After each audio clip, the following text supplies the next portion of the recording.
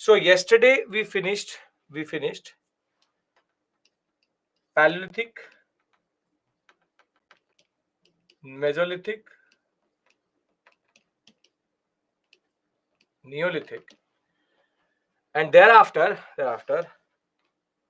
we have the IVC Chalcolithic. And in a way, we have covered prehistory and protohistory. And now we enter the historical period, which is Vedic age. Now, more important than that, we started at 2 million BC. We came till 10,000. Then we came till 4,000.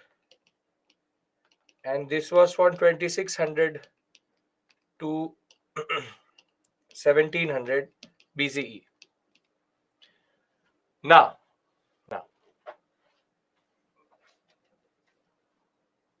the Vindhya Satpura range is the oldest range, Harsh, that is why. Very stable range. In R.S. Sharma, there are 3 chapters. In NCRTs, we have 2 chapters in 6th and 1 chapter in the 12th class NCRT, if you want to refer to.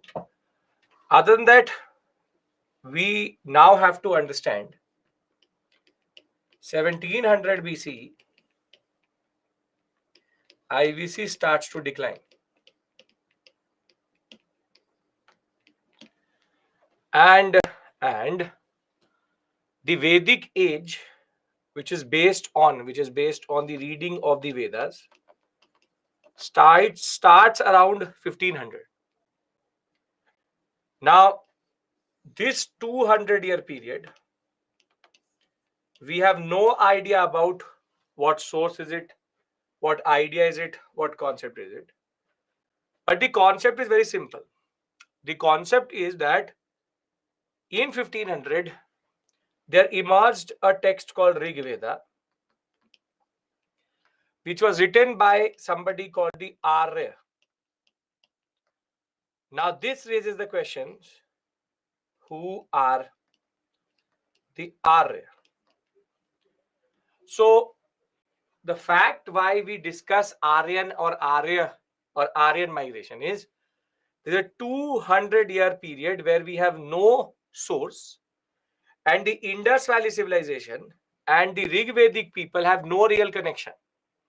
Actually have no real connection, because the Rig Veda was written in a language called Sanskrit and was written in a script called Brahmi. This is the real path-breaking concept, wherein they had a script and a language which had nothing to do with the languages of the IVC.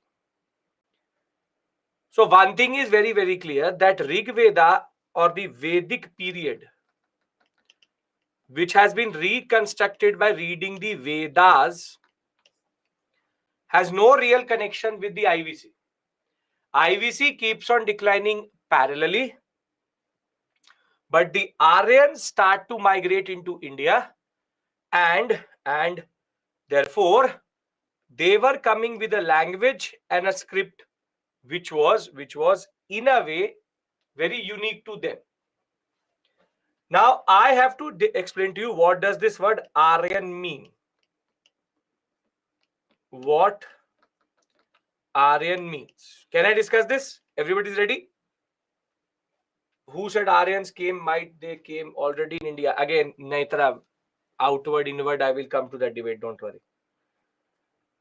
You're giving me a part of the debate. Brahmi, earliest script. First script of India. Script is how you write, language is the phonetical system. Now, in order to understand this word Aryan, you need to understand first 2 words and then a simple concept. See, there's something called race and there's something called ethnicity or ethnic. Now, me, Donald Trump, and Xi Jinping, do we look the same? No, because we are racially different. We are racially different. Racial means physical differentiation or differences. So, Indian, uh, American, and a Chinese will look different. An African will look even more different. So it's physical difference. But then, a Britisher, a Frenchman, a German, and a Portuguese, do they look different? No. But are they the same? No. Same way, Chinese, Japanese, Korean, do they look the same? Yes. But they are actually the same. Now, this is called ethnic differentiation. Ethnic differentiation means cultural differences or traditions are different. So, same race can have multiple ethnicities. For example, India. India is the best example of ethnic diversity.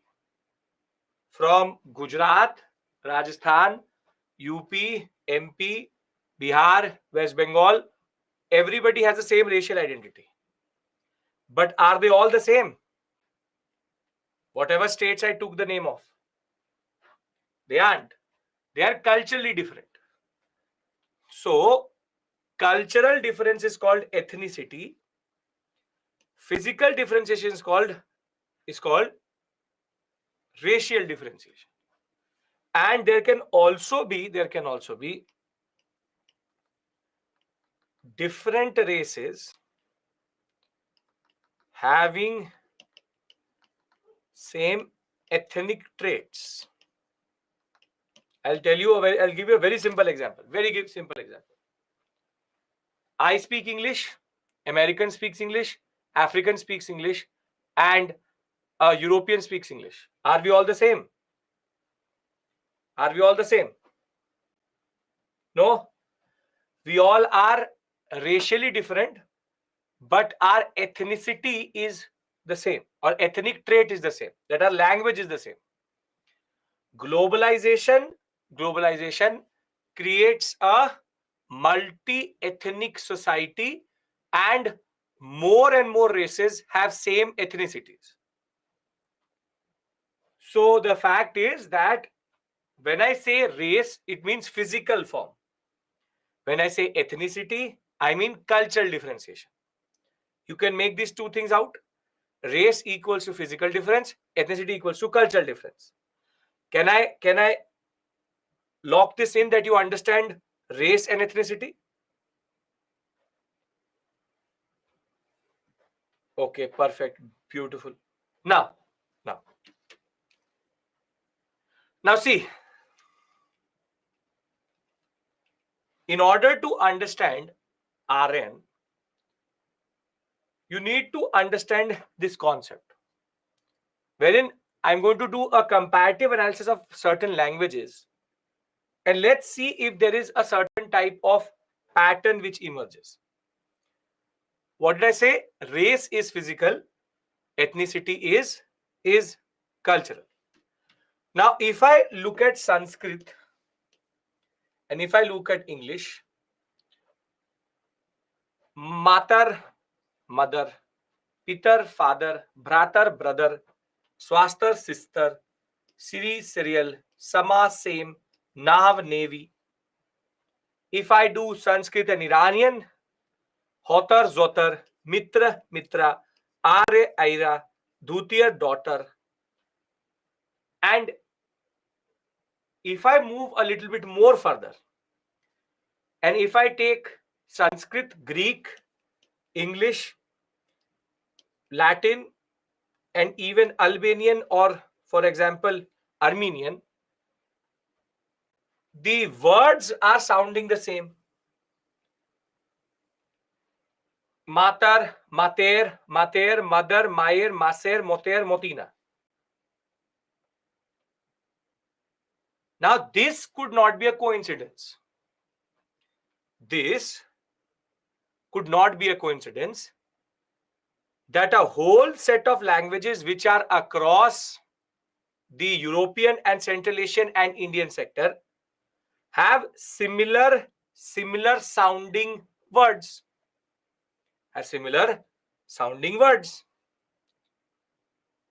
And herein lies the key to understand Aryans. See, Aryans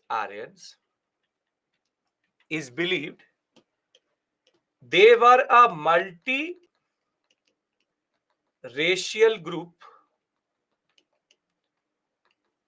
which spoke the same language called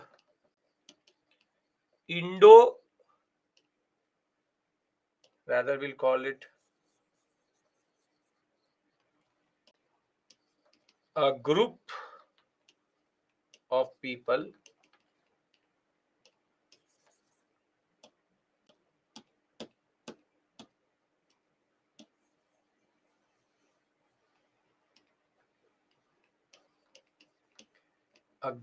of people who spoke the same language called Indo-European language, who migrated from Central Asia towards Asia and Europe and developed the regional languages of these areas. What we believe is that after a linguistic analysis of these things are done, for somewhere near the Caspian Sea, there was one set of people who used to speak this concept called Indo-European language. And in every area which they went, there was a certain variation which came through, and it in turn led to all these languages somehow being connected. The connection between Greek, Latin, Sanskrit, Armenian, for example, Germanic, Russian, even Ukrainian languages is because they all originate from the same language itself. I'll show you the process how it happens. But the fact is that what Aryans are, there is a very big distortion which Hitler created later, when he said that Aryans are a race. No, Aryans are not a race. Aryans are a linguistic group. A speech group. They did not have the same racial features, but they had the same language. And when they started to migrate out of their core area, regional languages started to mix up and created more languages itself, which somehow are still connected because the main language remains the same. The fact that all of these languages sound the same is because all of these languages come out of one language itself, which is called the Indo-European language, which was the original language of the Aryans when they started from their main area. And when they started to move out, they then started to go and develop their regional variations in that sense.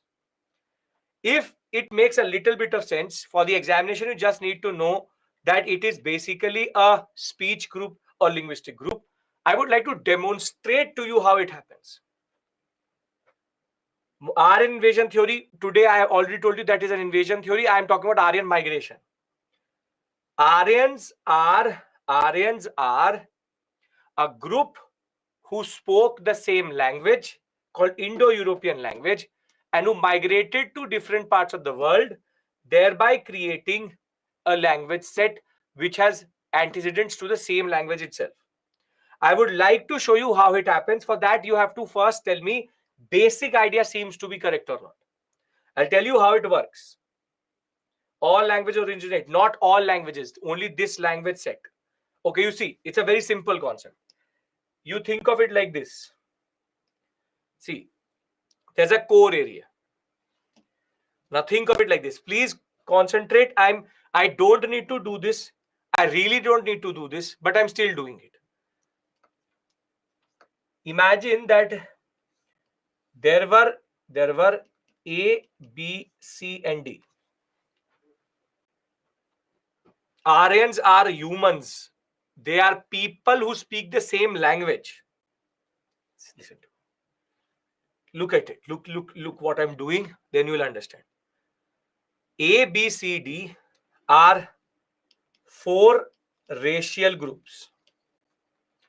Which means that do they look the same? Do they look the same?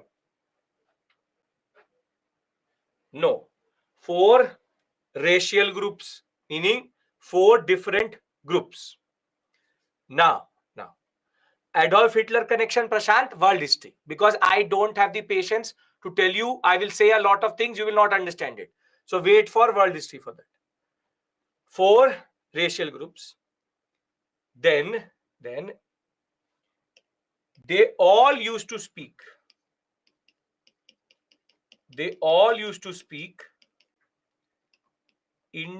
they all used to speak, I'll not even say, they all used to speak X language. Can this be that multiple racial groups can speak a same language? Can it be? Yes. Like we speak English, and Africans also speak English. We all speak English, but we are racially different. So A, B, C, D are 4 racial groups. They speak a language called X. Now, these groups start to migrate in 4 different directions because they are pastoralists or nomadic animal husbandry groups.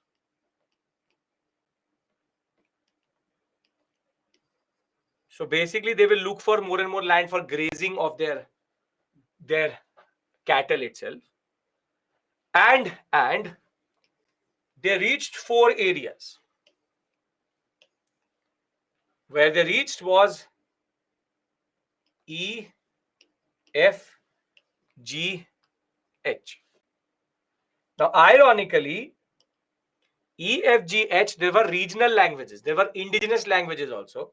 For example, M, N, O, P. This is the regional language before these groups arrived. Now, what happens is when these groups reach there, X mix ups with the regional language and becomes XM, XN, XG, XP. So what will be, now you tell me, if you speak any of these languages, XM, XP, XG, XN, would they sound the same? They would, because X is common to them. Because X is common to them, that is why they will have little bit of connection. Now, if I write, for example, this Indo-European language, I write German, Sanskrit, Iranian, and Armenian. Now does it make sense? Now does it make sense? That how are these languages actually connected to each other? Exo, okay, very good, perfect, very good, very good. 100 out of 100 marks for pointing it out. Good, very good. Exo. अब समझ आ गया ना? This was the only thing which was a problem. See, Gayu, firstly 7 classes, leave it to me. I will solve it. Don't ask the same question. Then you will ask me you are not following. Then don't tell me that you're not following. I'm telling you something. I'm just telling you one thing, which is that the Aryans were a speech group which migrated to different parts of the world, and because they had a same language, they started to interact with the indigenous population, which in turn led to the rise of the regional variations of Indo-European languages. Basically, Sanskrit, the mother of Sanskrit and Brahmi, is the Indo-European language, which dates back to 1500, 1700 BCE. That's the only point. Does this make sense? But different races, but same ethnicity. Yes. Different races, same ethnicities. Can we write this examination? Nobody, Shargun, is going to ask you this in the examination. You just need to understand what they are. Aryan migration is a migration of a racial group or a linguistic group. You tell me. Aryan migration is the migration of a racial group or a linguistic group.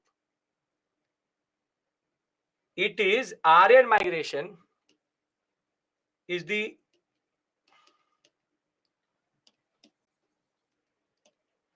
migration of a linguistic group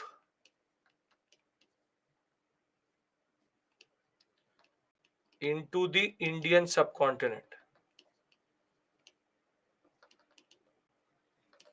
And the product of this migration is Sanskrit and Brahmi.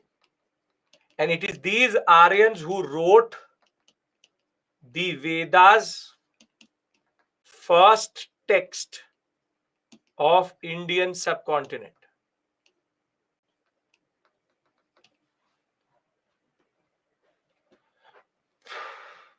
I don't know, Hemant, what you mean by that. I have no idea what you say by that. I don't know where you're getting it from. How can we say they're from Central Asia? I'm coming to that. I know, Netra, you are prescribing to some YouTube channel and to a video which you have heard from somebody who is talking about outward migration of Aryans, not inward. I'm coming to that. So don't worry. Don't worry. I will tell you that. Sanskrit is a product of Indo-European lineage. This is the language which connects all of these languages together. The word Aryan is not a racial term, but a linguistic term. They spoke Indo-European languages. Their origin is in Central Asia, and the close affinity between different languages is related to the fact that all of these languages come out of the same group itself. And that is why all the languages which are written here have similar sounding words, because Aryans did not just migrate into India, they are migrated to different places again. Brahmi is the script. Sanskrit is the language. You do not need to learn that. Do not learn this. Yeah, everything I show you, do not learn. See, I don't know. You all are very distracted, but my agenda is very straightforward. I'm telling you how it is happening. I will come to inward outward. Simple point is, I told you, race means physical differentiation. Ethnicity means the concept of cultural differentiation. Now, what I mean to say is, Aryans is a group of people who spoke a language but had different racial identity. They were a group which used to live in a certain area, And from that area, they started to migrate into different areas because they are pastoralists. Pastoralist means ghas charana. The ones who do animal husbandry look for more and more pastures. They were looking for more pastures. They started to slowly move out of their core area. And when they started to move out of the core area, these groups became what we call as distinguished, or they got in a way detached from each other. But because they got detached from each other, though these A, B, C, D don't look different, A became, for example, Germanic, B became the Indians, C, D became for example, uh, Iranians, and the P became, or the B became Armenians. They looked different, but they had one connection, which was this language which all of them had. So in the examination, they are not a racial group. When the word Aryan comes in the examination, the word Aryan is a linguistic group, not a racial group. It can't be a racial group because they don't look the same. The word Aryan refers to a linguistic group. Can you just remember this? This will come in the examination. Nobody is asking you to write a thesis on this. Okay. They are an ethnic group. Yes. Okay. They are an ethnic group. Everybody says yes. Then we move forward because there's a debate here. The point is, why am I having this discussion? Because the Vedas were written by the Arya, and therefore the Aryans needed to be decoded. Who are they? They are a linguistic group. Okay. Now there's a debate wherein one group says that there is inward migration of Aryans, wherein these people came from Central Asia and trickled into the Indian subcontinent. No invasion. It was not violent. It was a trickling of Aryan people into the Indian subcontinent, which in turn led to Sanskrit getting developed with internal interaction with languages which were there in North India, not necessarily a proper language. Dialectical changes or dialects and languages came together and created Sanskrit. There's also one more group of historians, as one of you is pointing out, which says no, Sanskrit is not the son of or daughter of Indo-European language. Rather, Sanskrit is the mother of all Indo-European languages. That is something where it is an outward migration from India. One is inward migration into India. There is no interaction with Indus Valley civilization because Indus Valley civilization features do not exist in Vedic. When I'll show you that, I will show you how they are basically different. How they are basically quite different to each other because there are no interconnections, which we'll talk about. So, does they possess Vedic knowledge already? They are, Harsh, firstly, you joined late. But Vedic knowledge is nothing called, it's their cultural identity which will become Vedic knowledge, which I'm going to talk about. But first thing first, outward and inward. How do we say it is inward? We say inward because there has been a study in the past 5 years wherein the genetic analysis of Indians and all these countries, the analysis of all these language country groups, when we analyzed these groups, the gene which is common is not Indian, but the Caspian Sea gene, which tells us that it cannot be Sanskrit which is going to sit here, but rather Sanskrit being a product of it. This is an ongoing debate. It is a matter of pride in a way, so it will keep on going on. But we believe that there was an inward migration of a linguistic group, the Aryans, who therefore wrote the Vedas, and in turn led to a period of what is called as the Vedic age and a new culture which is called the Vedic culture, which I'm going to discuss with you. Sanskrit is the oldest language in India. India's oldest script and language is Sanskrit. Yes, the Indo-European language plus domestic languages in turn led to Sanskrit. What is inward outward? Inward meaning from into India, and outward means out of India. Old Tamil is also a derivative language out of Sanskrit in that regard. And that is again a debate. An ongoing debate will always remain a debate because there's politics involved. Outward, I don't need to explain to you because that is the most outward maybe that the Aryans were sitting here and they went out. And inward is that Aryans were sitting in Central Asia and then came inward. Prakrit is not the oldest language. Prakrit, Pali are derivatives of Sanskrit. Don't tell me because I know. Don't tell me because I know. So telling me is not going to help.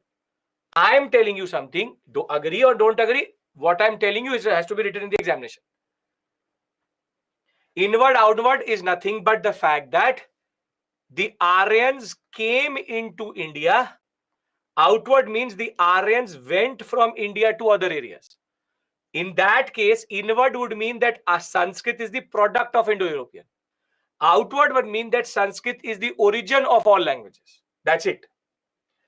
But simple, straightforward point. There was an inward migration from the northwestern sector of India.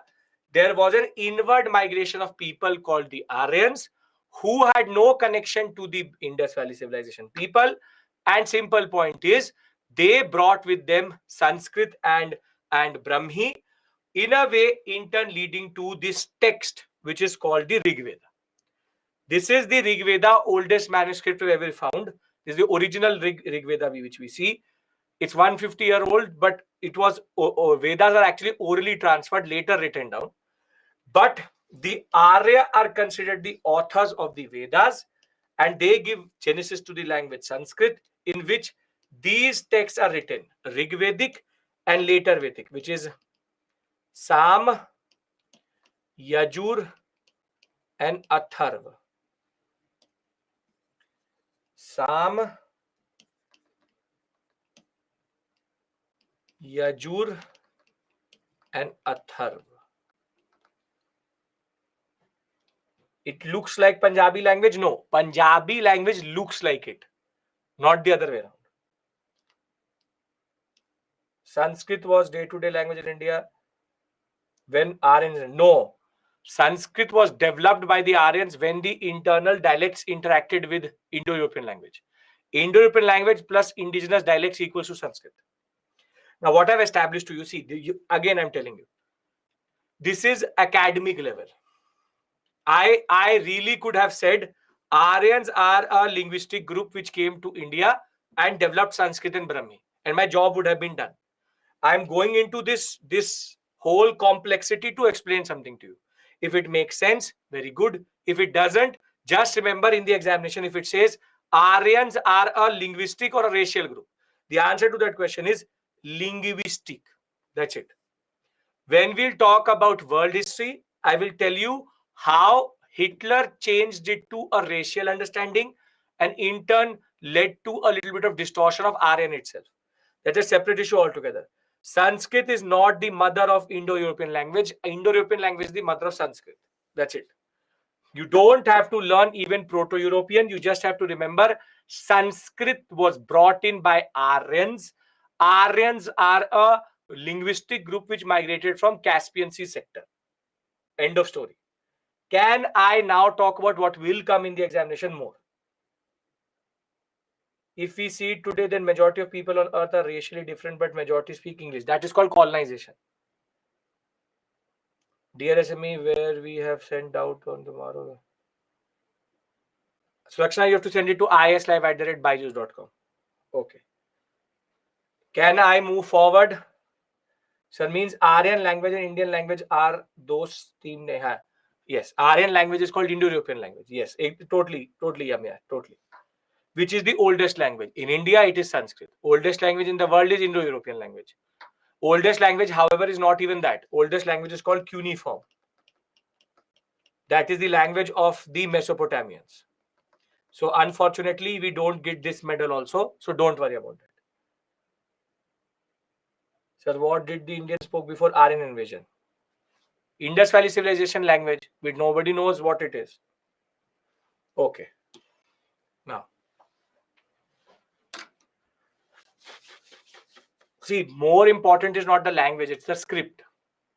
Language, everybody was speaking. They brought the script, Brahmi, which basically is decipherable. There must be some remains of Aryans in Central Asia. Yes.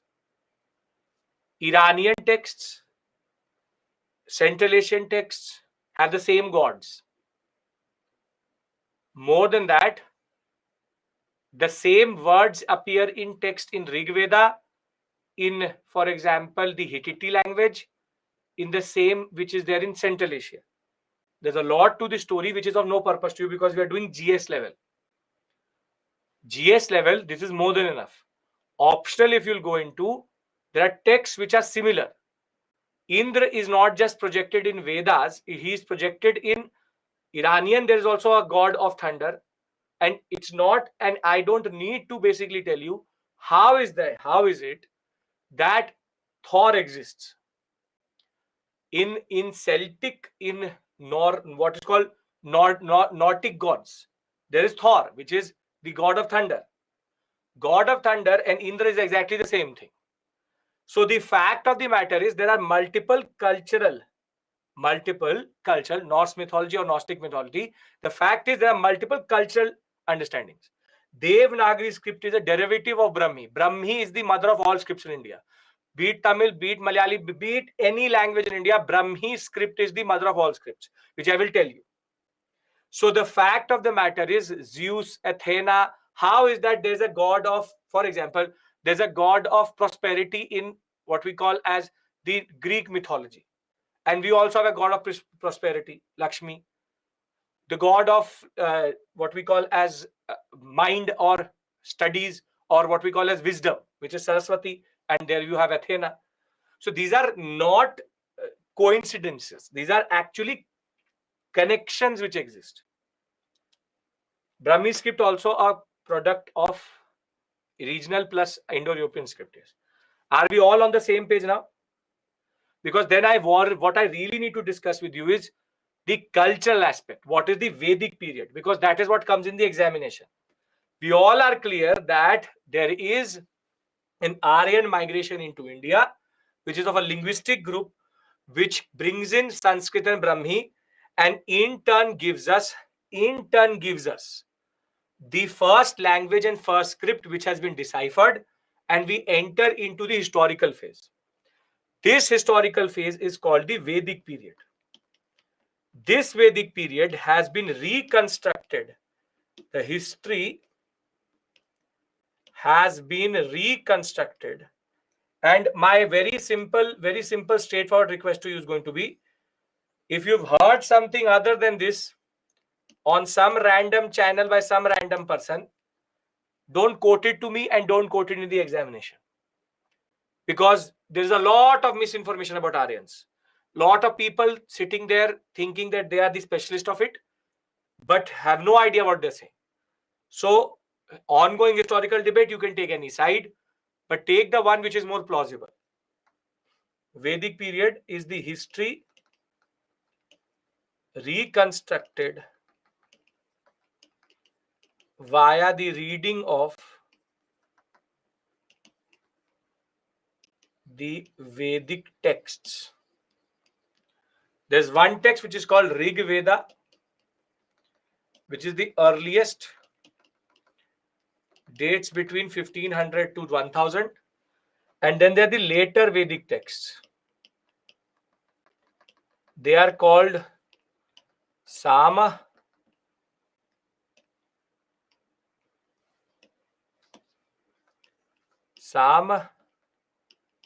Yajur, Atharva, and these date between 1000 to 600 BCE. 600, 500 different texts in different area. And this is called the early Vedic period. This is called the later Vedic period. And both have distinct cultures. Aryans wrote these texts. Aryans, linguistic group, Sanskrit and Brahmi, and the most important, they are pastoralists. Pastoralist means do animal husbandry.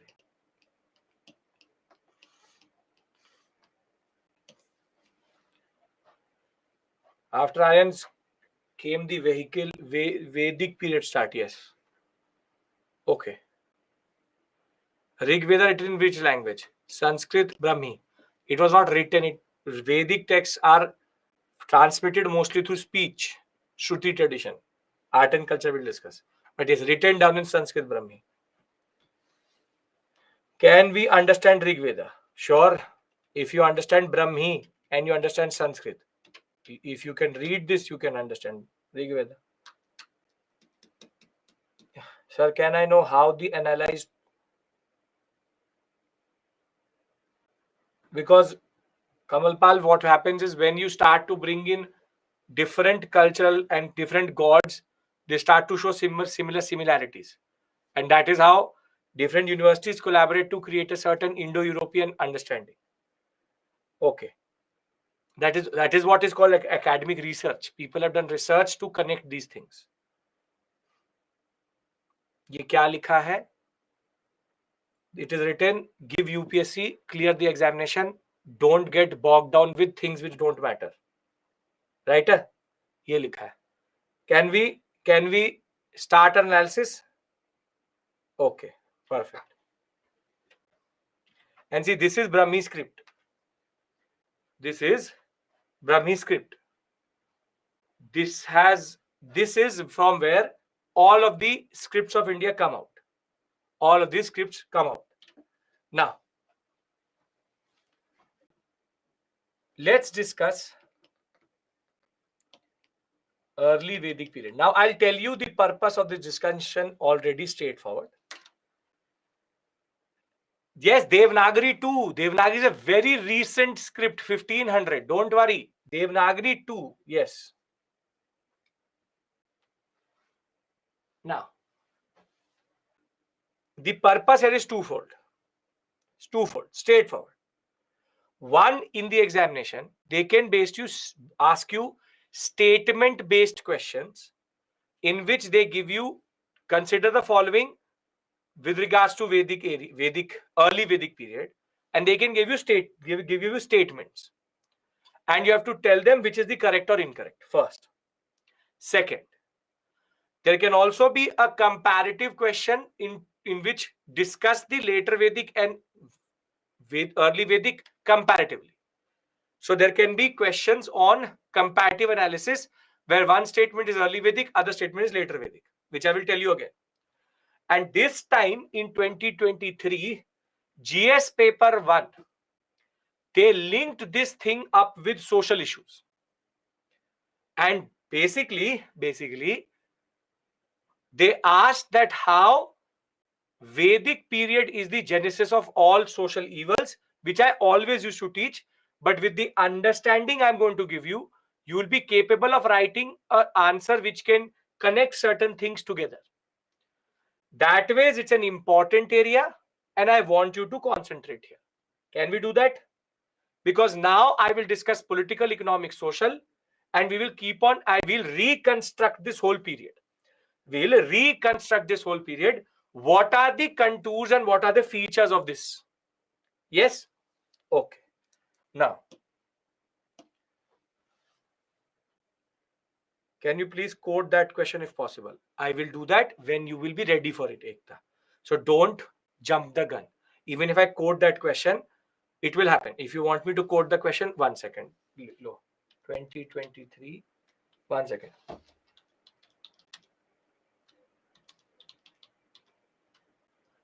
GS paper 1.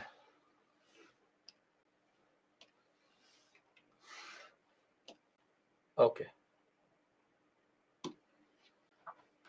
The question is,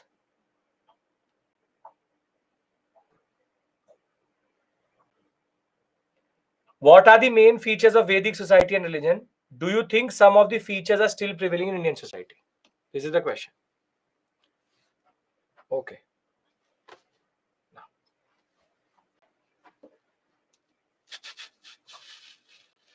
So actually, don't bring in that. Let's first talk about economy. Now, after reading the Rig Veda, now what I'll do is I'll reconstruct this period in front of you, then we'll read it out of the PPT, then we'll move to later Vedic.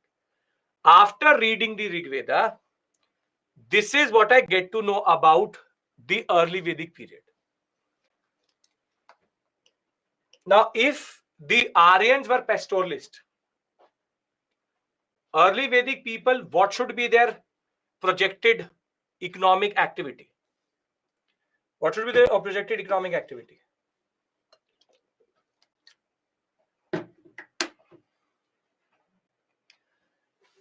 They are pastoralists with limited agriculture. Pastoralism means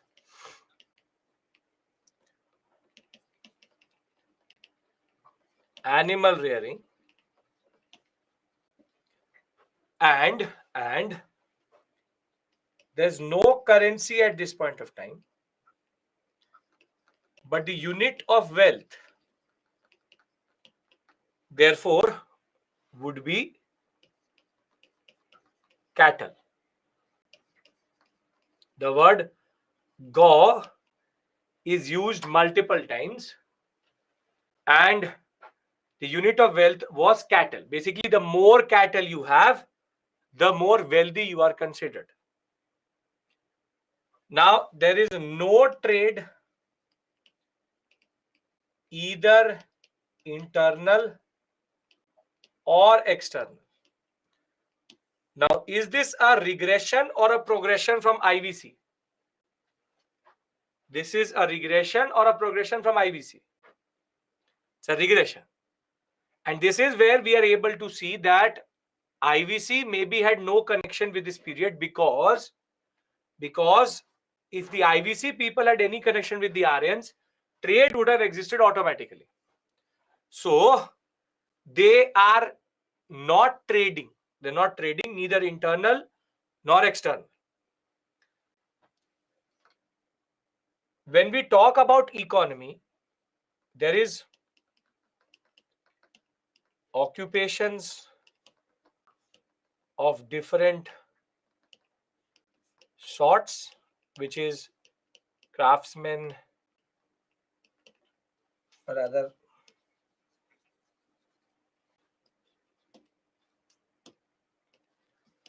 different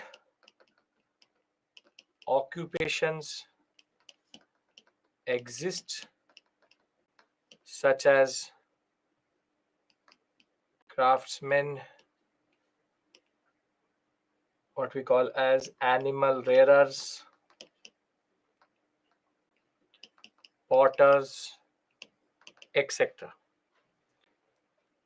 Limited agriculture is there because we find words related to agriculture.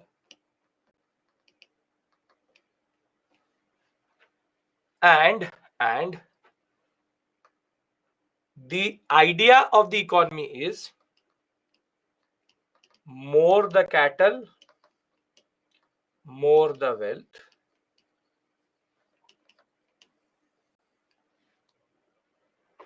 And occupations will always remain the same. This economic orientation, therefore, dictates the political. If there is limited agriculture, what would be the nature of state? They are doing craftsmanship for Shiva for themselves. it would be a little bit less than a mature state. We remember our thumb rule: only when proper agriculture develops, that mature state comes through. So because of pastoralism, polity is called tribal polity or chieftain chieftain. And the idea is very simple. The leader is called Rajan. It's called Rajan. And the Rajan is not hereditary or permanent. He is chosen by the people because of his experience and knowledge, and he's basically like the first amongst equals. Where else have you heard about this concept, first among equals? Where have you heard about this concept, first amongst equals? Yes, very good. Prime Minister. The Prime Minister is the first amongst equals, which is the Council of Ministers. Very good.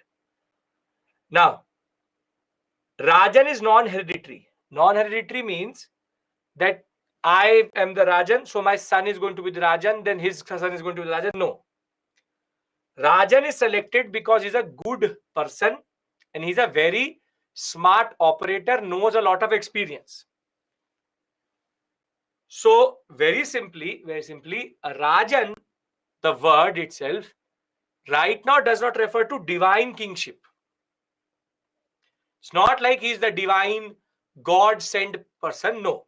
He's basically chosen by the people. He's an elder. He could be an elder also, who knows how to manage things. For the same reason, there is no taxation. More importantly, there are wars. Wars are there between different tribes, but it would be to acquire cattle. So this is basically called cattle raiding. I will write everything on one slide in the end. Don't worry. I'll consolidate. It's called cattle raiding.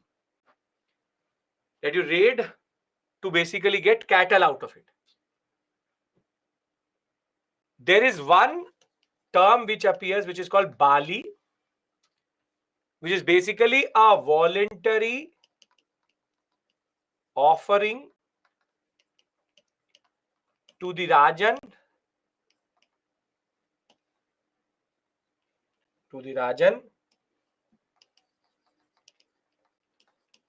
for appreciation. So you liked what he did, so you gave him some fruits. So there's no mandatory concept here. It's a voluntary offering. And the most important, Rajan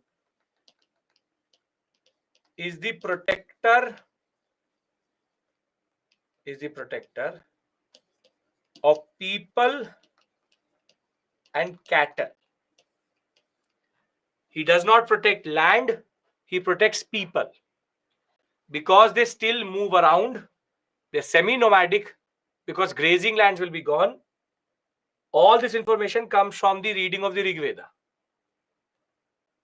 We have interpreted all of this by reading the Rig Veda, that this is the culture which is projected in it. We'll talk about that, Lakshay. Now, Rajan is non-hereditary, non-permanent, voluntarily gets something from the people, has no taxation. He's the protector of people and he's there to acquire cattle. Any issue in this? Any issue in this? Okay, no issues. Now, the Rajan does not operate alone. Does not operate alone because he has two decision-making bodies under him. These are called the early democratic institutions in the subcontinent. They are called Sabha and Samiti, not Raj Sabha, Lok Sabha. Come on. Sabha and Samiti. Rajan is elected by the people in a way. He's nominated by everybody. If everybody accepts, he becomes a Rajan. Now, Sabha is an exclusive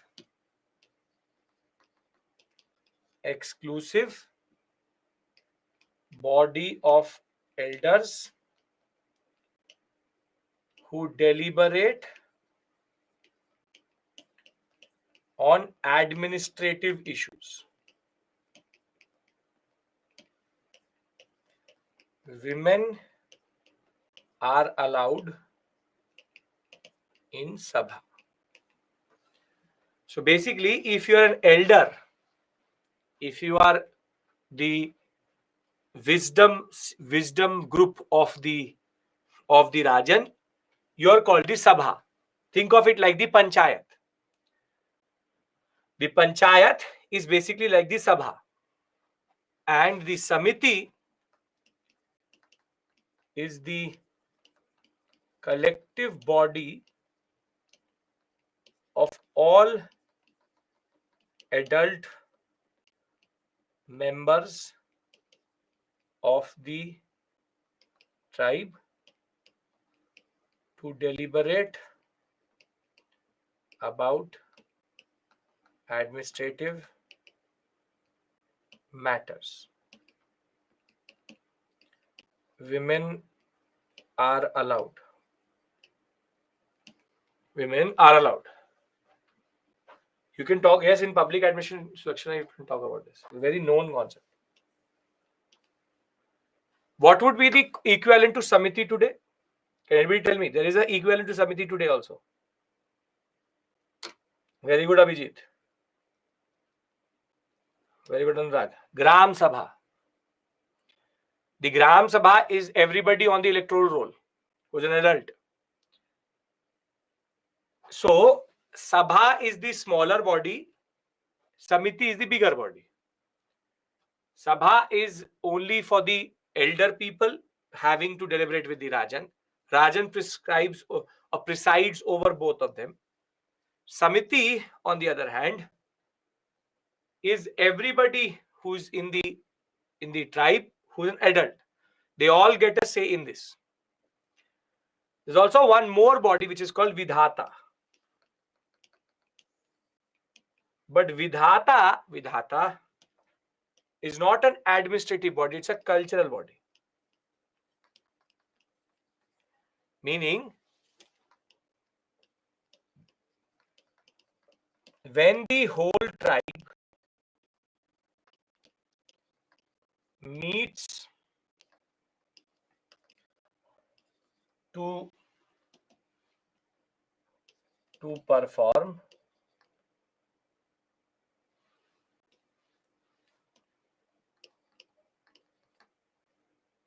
cultural, now I can see Anjali, cultural and religious ceremonies, it's called Vidhata. Basically, when the Samiti meets for cultural purposes, it is called Vidhata.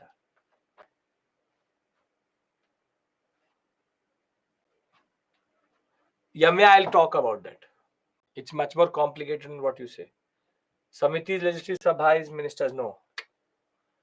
There's no legislature and executive here. Both are deliberative bodies. Both are councils attached to the Rajan. One is a smaller body, the other one is a bigger body. I did not see that, Anjali. Write them again. There are three bodies which are considered early democratic institutions in the Indian subcontinent.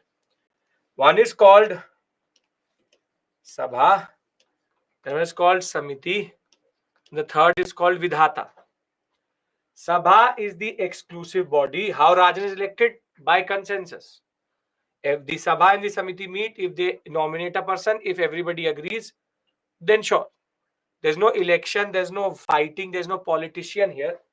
Rajan is a responsibility. Not everybody wants to take it also. So very simply, Rajan is having two bodies, which is Sabha and Samiti as administrative bodies, and the Vidhata as a body which is a cultural body. When the Samiti meets for cultural purposes, it becomes Vidhata. Are we clear about these three bodies? Sabha, Samiti, Vidhata.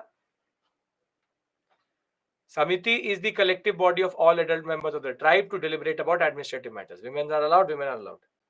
Okay. From the question in recent mains, we write this again. I will tell you, Hemant, once I've completed Vedic age, then you will understand it. It's not the early Vedic they're asking about. They call it the later Vedic. In today's contest, we can see it Lok Sabha and Raj Sabha as our Rajan is considered Prime Minister. No, because Prime Minister is not the part of the Raj Sabha. He's only part of the Lok Sabha. He can go and sit in the Raj Sabha. That is not how it works. Rather, it is the Panchayat and the Gram Sabha which is a better example. Sabha is cream, Sabha is cream, Sabha is milk. Why are you making it to a seaside question? I'm telling you, Sabha is Sabha, only elders. Samiti is everybody who's an adult. It was monarchy, now it is democracy. This is also not a monarchy. This is not called monarchical control. It's called tribal polity, chieftain. Chiefs are never monarchies. Monarchy means one person rule, hereditary. This is not hereditary. When PM can belong to Raj Sabha, is not simultaneously member of the Lok Sabha. Don't fight on polity with me. Don't. He can be only member of one house, not both the houses are simultaneously. So the genesis of democratic, in a way. But everything goes down south very quickly from here. Sabha Samiti different. Sakshi written in front of you. Sabha smaller body, Samiti bigger body. Sabha only exclusive elders, Samiti everybody who's an adult. Vidhata when cultural. I am going to now move forward. This train is now going to leave the platform. Can I move forward? Chiefdom, chieftain, same thing. Okay. Now, the Rajan also further divided his administrative control into levels, in the sense that it's not that the Rajan used to go and meet every household. The Rajan had a very beautiful system of levels in which he used to divide power. The biggest level is the Jan, where the Rajan basically is the one we are talking about 1500 to 1000. Where the Rajan is the most important, is the presider of the Jan, everyone. The Jan was then further divided into what are called Vis.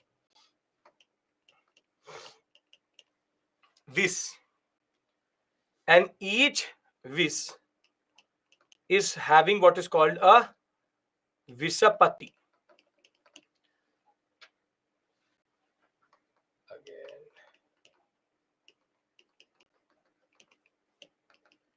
Abhishek, he was also the member of the Lok Sabha simultaneously.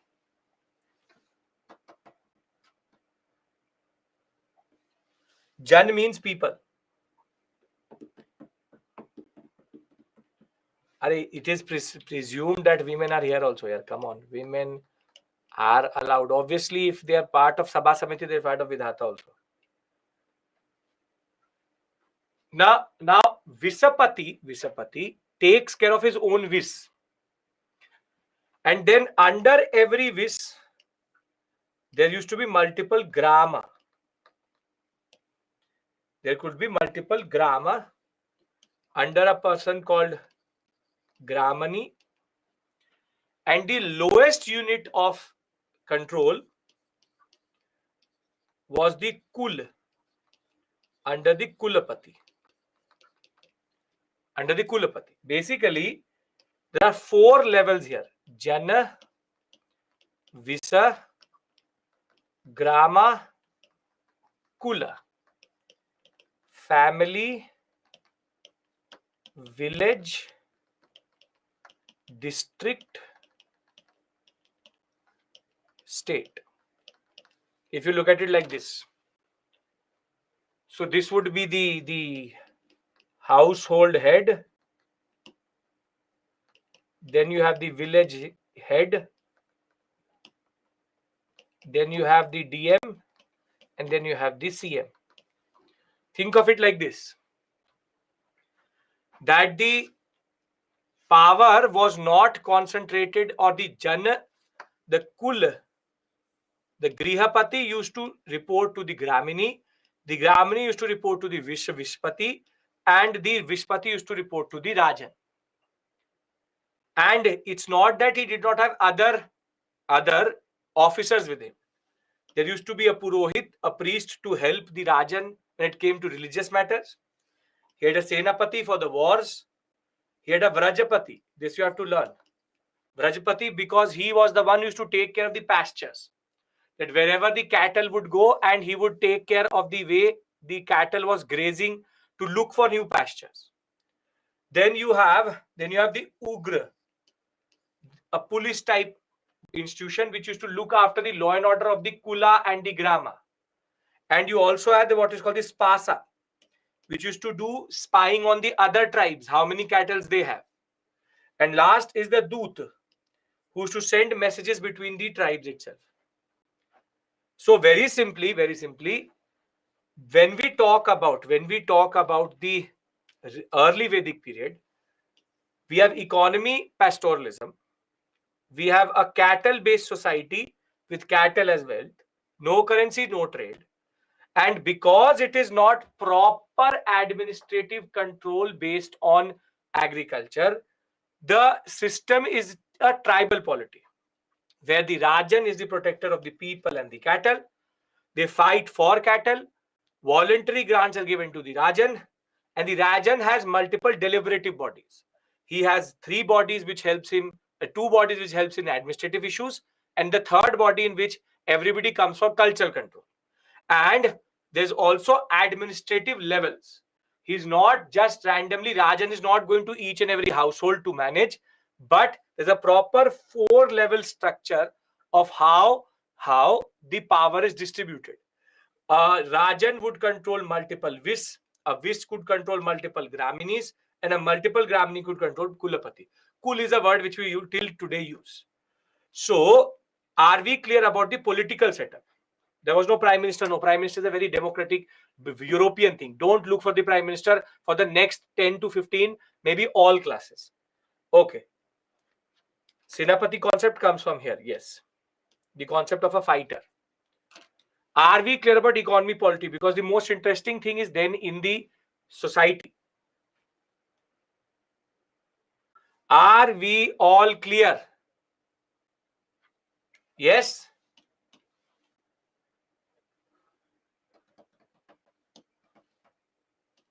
Okay. Now.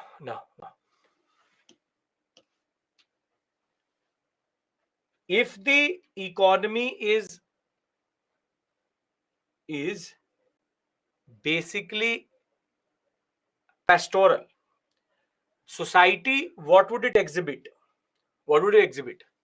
What would the society exhibit? The society would be simple or complex? Very good. It would be simple and not very complex, because agriculture is not there. So, when we talk about society and religion,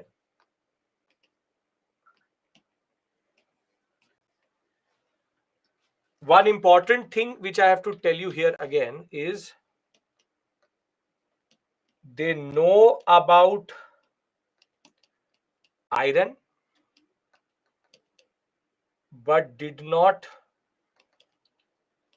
use it extensively.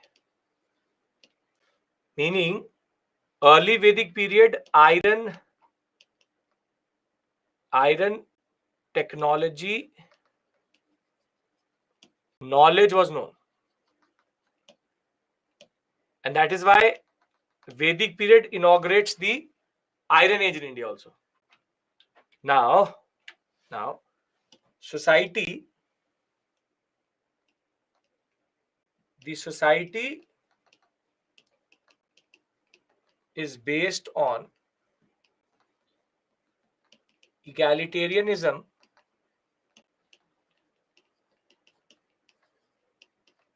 with differentiation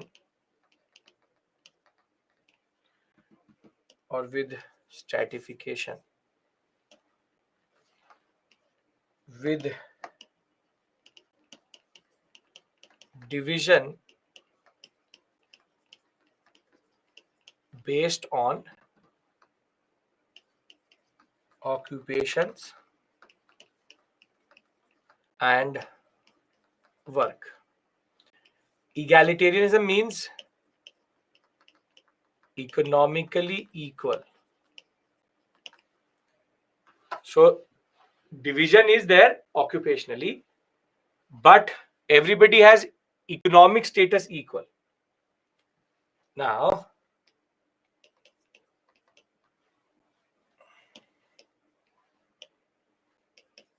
the concept of family and marriages were becoming common, but patriarchy, which is domination of men, was still not fully formed. And therefore, though women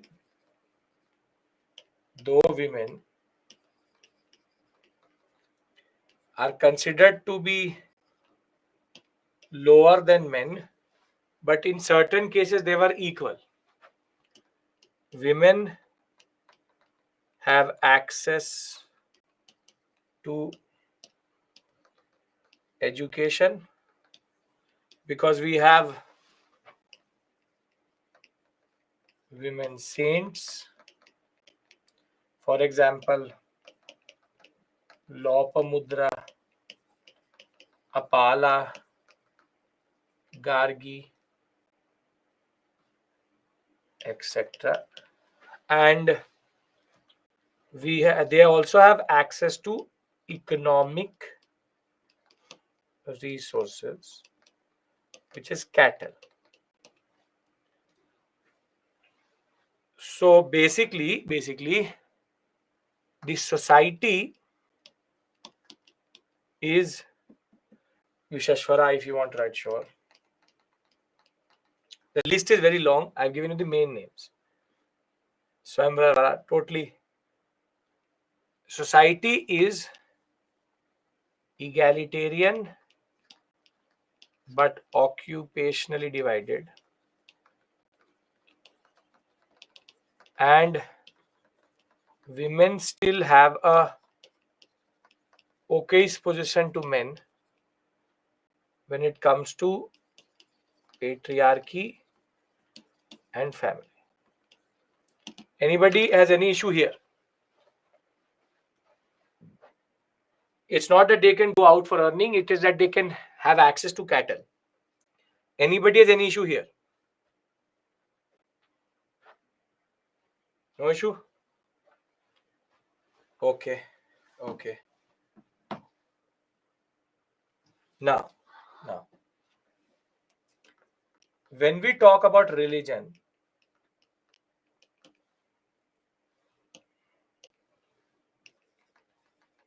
religion is naturalistic and based on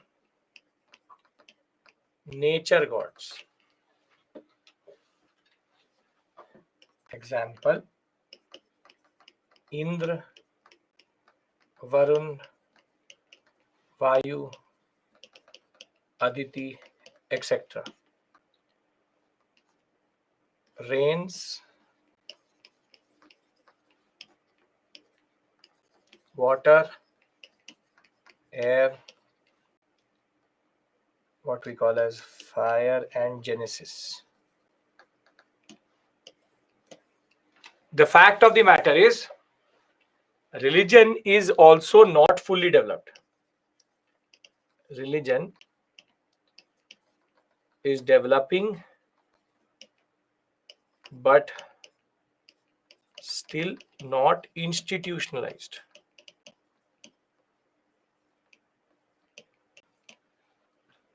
So it's nature gods standard things. The whole Rig Veda is Indra-centric, which is rain-centric, or god of thunder, or god of what we call. We have not found any archaeological evidences of temple and all. That we'll discuss in art and culture. No material remains are there. No material remains are there.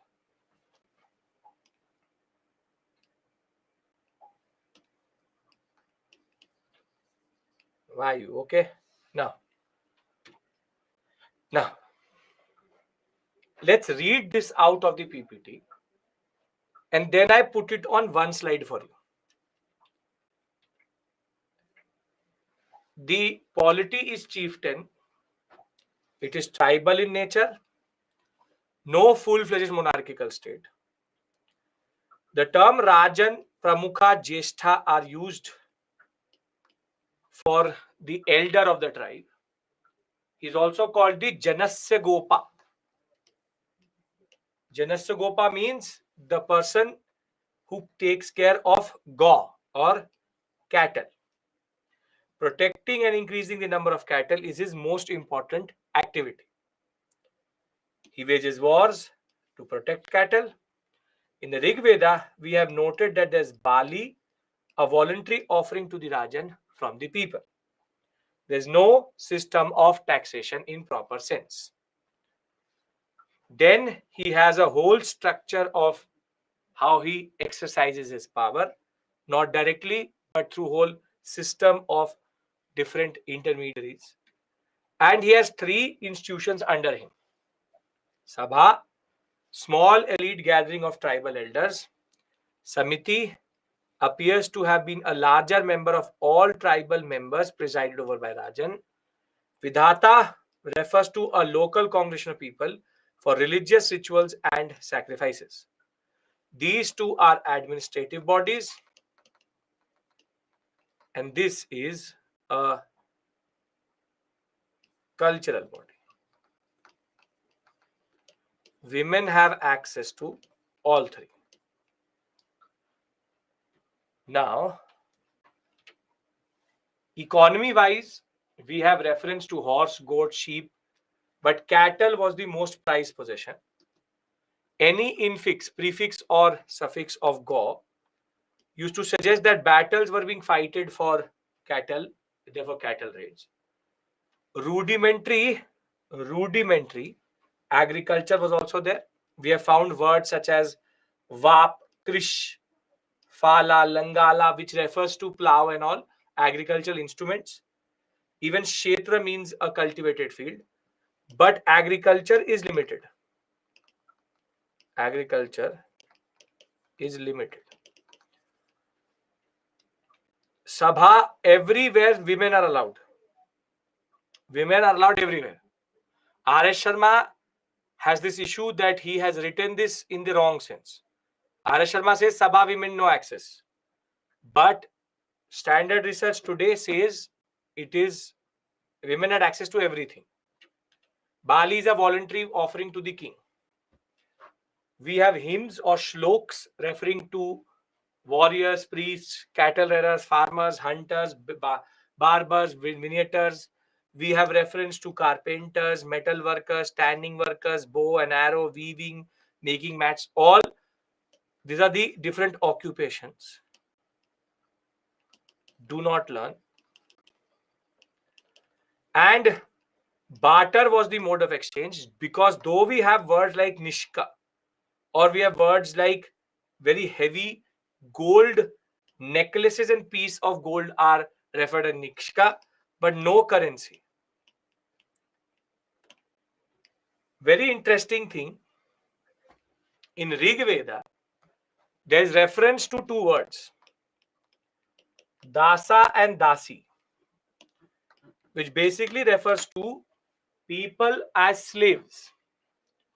People who have become slaves because of debt. Debt. Basically, I wanted cattle, but I have nothing to pay you, or I have nothing to change with you. So I will work for you for free. So think of it like this, that you go to a restaurant, eat a lot, but then you don't have money. What will the restaurant make you do? There is no trade, Ishita. What will the restaurant make you do? They will make you wash the utensils. Now, basically, what you are at that point of time is a dasa and a dasi. That till you don't pay off your food through dasa dasi, through debt, you are basically a slave to them. So dasa dasi is not in the connotation of what we see in Europe. This is a very interesting understanding, wherein if I don't have anything to give you in barter, I give you my service.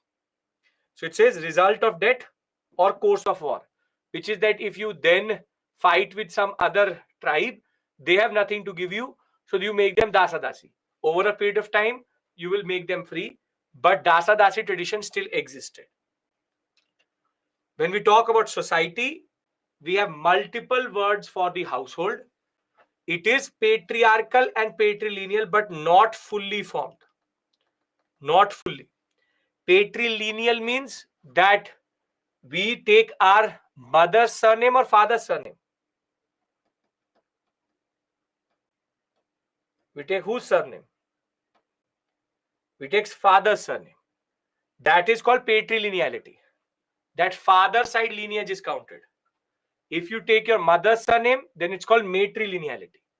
So we are patriarchal, patrilineal. Many types of marriages are referred to also. Monogamy, which is one husband, one wife. Polygamy and polyandry, which is one husband, multiple wives. One wife, multiple husbands. And we have multiple references to women having access to education. Gargi, Visheshwara, Apala, Swayamvara, Lop Mudra. And it's an egalitarian society with occupational differentiation. Now, what I want to do here is I want to consolidate. What I want to do is I want to consolidate. Can I consolidate? No, Ishita, no. Can I consolidate it on one slide? What you have to remember for the examination.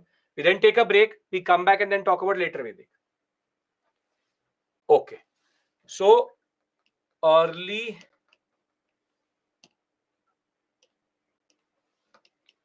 and when we're done with later Vedic, we'll put later and early on one slide.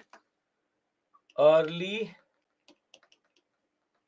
Vedic period. Let's talk about all the points.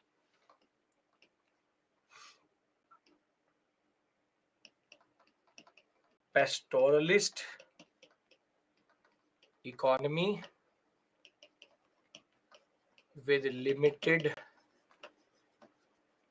agriculture, iron technology known but not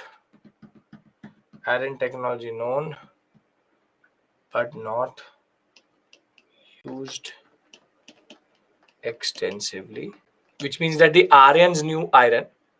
That is what it makes them different from IVC also. Thereafter, cattle is the unit of value No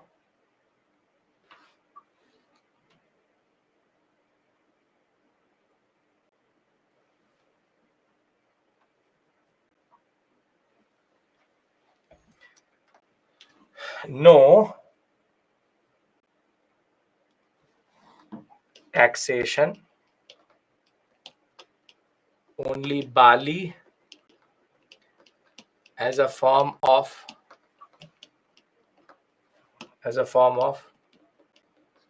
voluntary offering.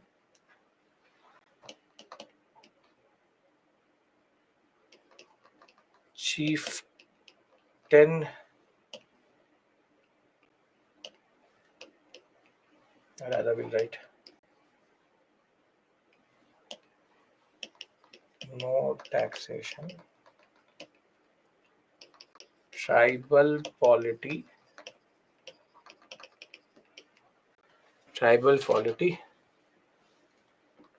with chief as Rajan, non-hereditary, non-permanent. No currency, only barter. Very good. No currency, barter system. Thereafter, 6. Tribal polity with chief as Rajan, non-hereditary, non-permanent.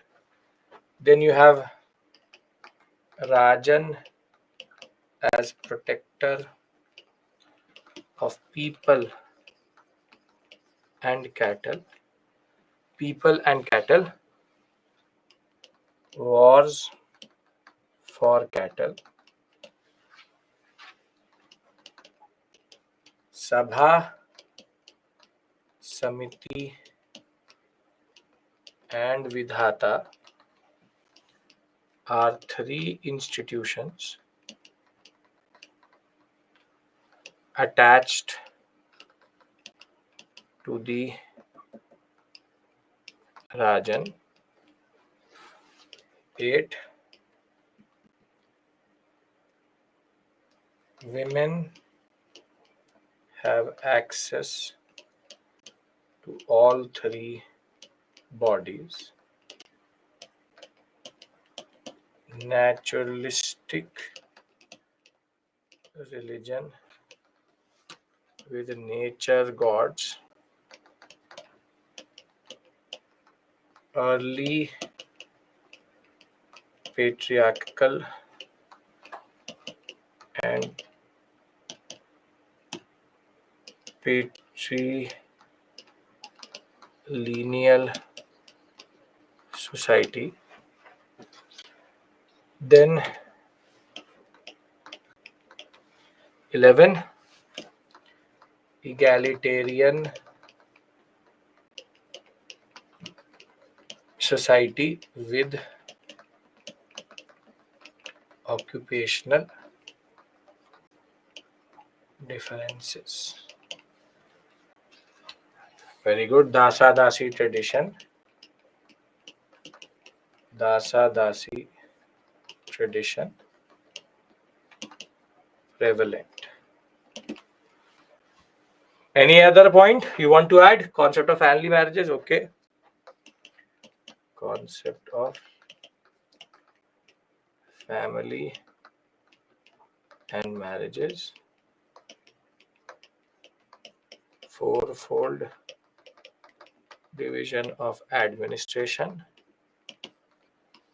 Jana vis grama kula. Clear, everybody? You want to write that also? Sure. 15. Women. Done. Naturalistic religion, 9th point.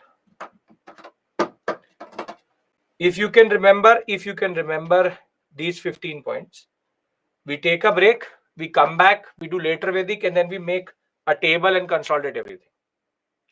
Women education, women have access to 3 bodies, women have access to education. Women have access to education. Fourth point, no taxation, only barley as a voluntary offering to the Rajan. That's it. Okay, done. Dasadasi, form of debt bondage.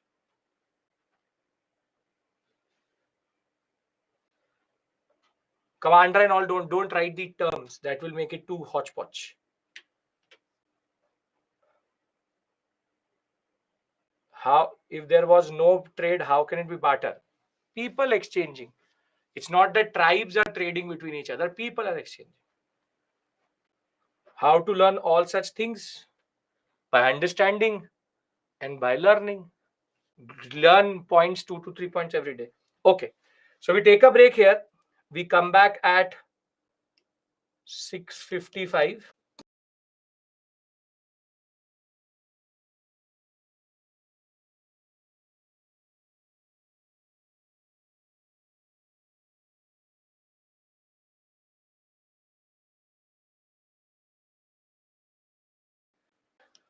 Conclusion that exists later Vedic period,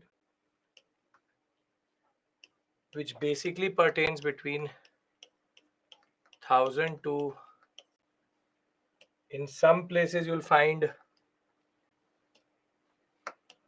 500, in some places you'll find 600. I'll write both.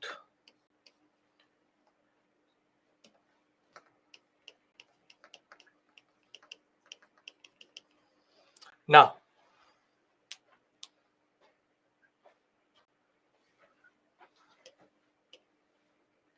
let's talk about economy. And as soon as you will see the economy, our left hand thumb rule will come in, which is the Neolithic thumb rule. Economy becomes agriculture, becomes main economic activity.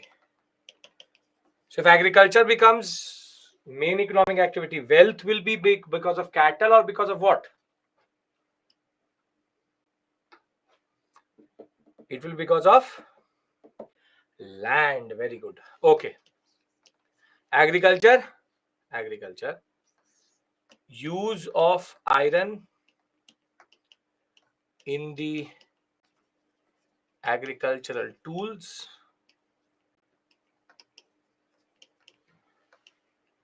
unit of wealth becomes land, holding land is about holding power, holding economic power, and cattle becomes secondary to land. One thing which persists between early Vedic and later Vedic is the fact that no trade, internal or external, and no currency, still barter system. Occupations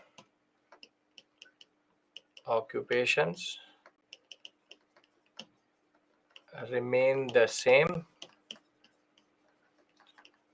but egalitarianism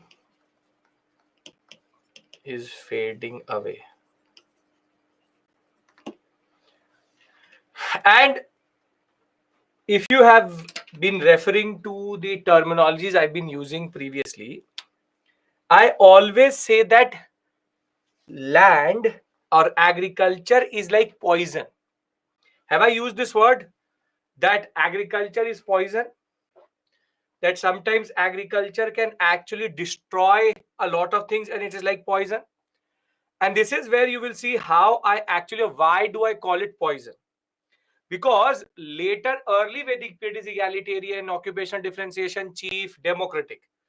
But as soon as agriculture comes, First thing is that land becomes an important resource rather than cattle. And agriculture, if you remember, the thumb rule says what? If there will be agriculture, there will be surplus, there will be surplus, there will be complex society, there will be complex society, there will be early state. But in the later Vedic period, politically, the biggest shift happens. Politically, the biggest shift happens, which is because of agriculture, monarchies or monarchs emerge, which is kings who are hereditary and permanent. And the Rajan now is not the protector of land, or is not the protector of cows and people, but he's the protector of territory. Territory or land. Wherein territorial kingship emerges. Territorial wealth of the later Vedic period is land, Jameen. And now holding territory really matters.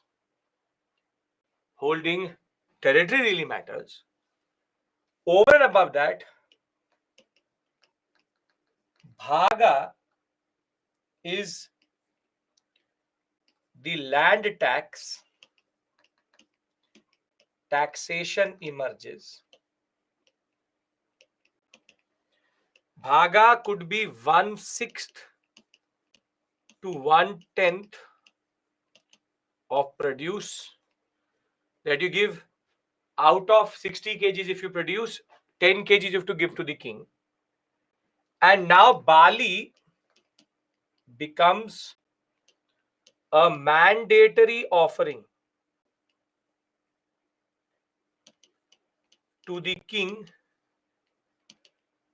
of different resources. So you can see that the real politics is now emerging. The real king is now emerging. Rajan is now becoming more and more powerful, and the king now has become hereditary. His son is going to become the next king itself, and he's now not the protector of people. No. He's not the protector of people. He's the protector of land. So with land comes taxation, and for the first time in Indian history, taxation emerges in the form of bhag. Bhag means share. मुझे इतना भाग चाहिए. Bhag means share. And what is even more interesting is Sabha now is nominated by the king. Samiti and Vidhata are diluted and later disbanded.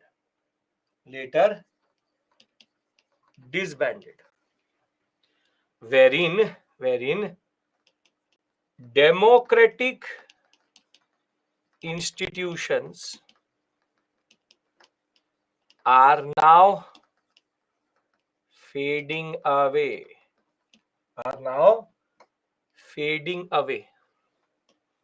Because the king does not care about the people, he cares about his territory. But the most dangerous thing which emerges vis-a-vis polity is called ritualized kingship. Wars are for capturing territory or more land. Ritualized kingship means king and purohit which is priest, developed a very intimate bond. Previously, what was the criteria to be a Rajan? What was the criteria to be a Rajan previously?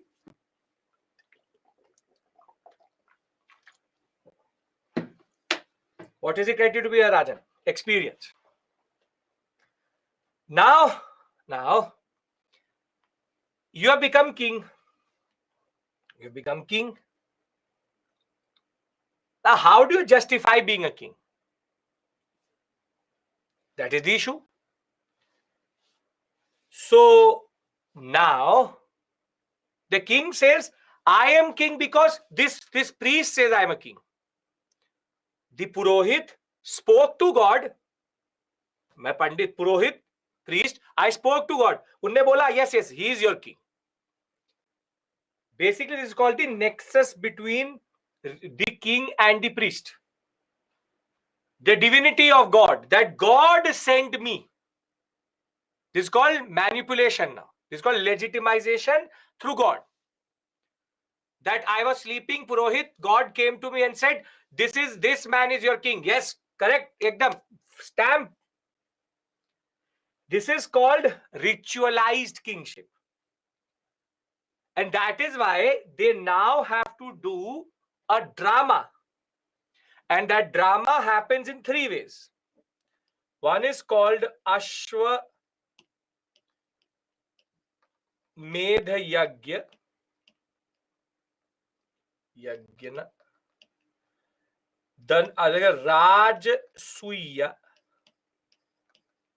Yajna. And the Vajpeya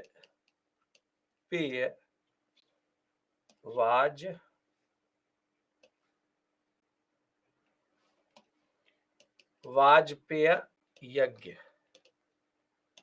Now basically under Ashwamedha Yagya, what happens is that the king does what is called a horse sacrifice. And the concept was, I will sacrifice a horse, showing that God himself wanted a horse. And then what was done, that a horse and a doot and a person were asked to run into the forest. Until the point they could run and nobody used to actually stop, that was the territory of the king.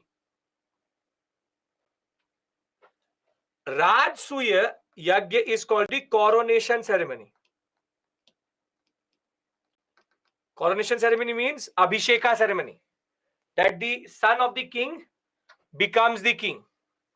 That the Purohit now again calls God and says, his son is coming. Is he okay? He says, yes, totally perfect. He also has my Ashirvad. That is the Rajsuya Yagya. That God has sanctioned the succession of this ruler. And then comes the Vajpeya. Vajpeya is basically a sport which is called chariot racing. You would have seen that Rath racing, chariot racing. Chariot racing, the winner has a lunch with the king. Basically, all 3 are big dramas which are being done to show to the people, okay, the king is not king because he is experienced. The king is not king because he is knowledgeable. The king is not king because he is first among equals. The king is divine. He is shadow of God on earth itself, and the Purohit knows that. The Purohit knows that. And it is here that the nexus between the Purohit and the king develops, and I will tell you what it will actually in turn lead to. This is called the divine ritualized kingship. Does this make sense? How agriculture is actually poison.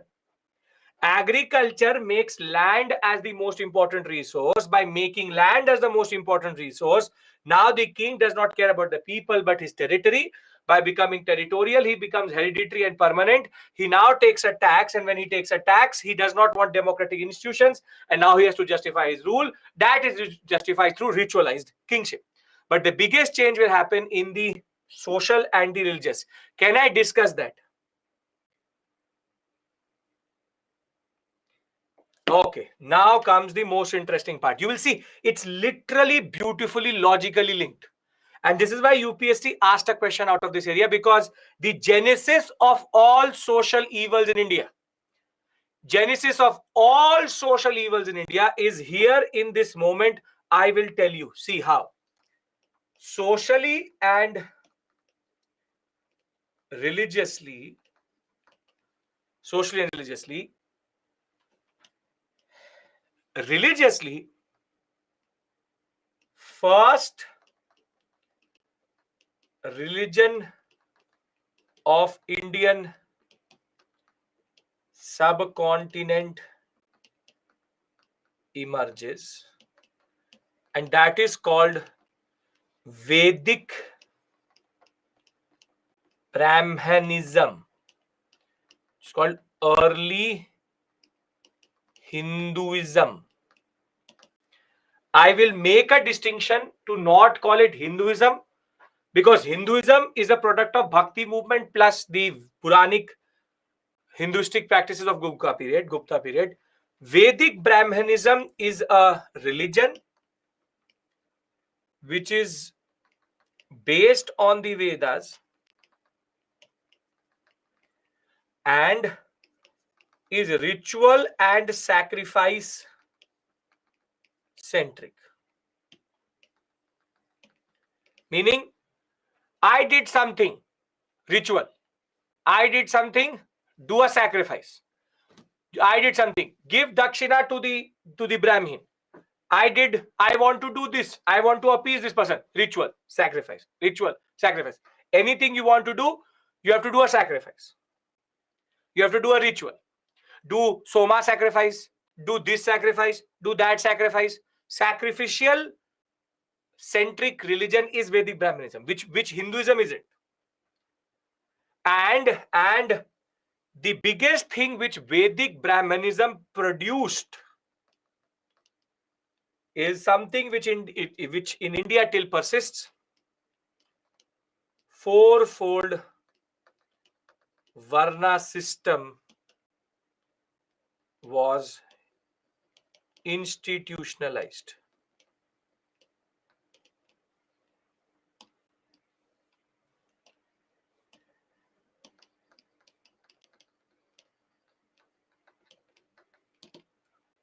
Vedic Brahmanism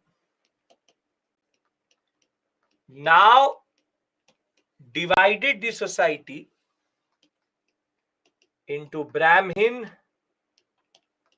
Kshatriya, Vaishya, Shudra. This is called four Varnas, non-mobile, rigid. Meaning, either you control knowledge, either you control power, or you are a commercial class, commercial and economic, or you are the maintainer.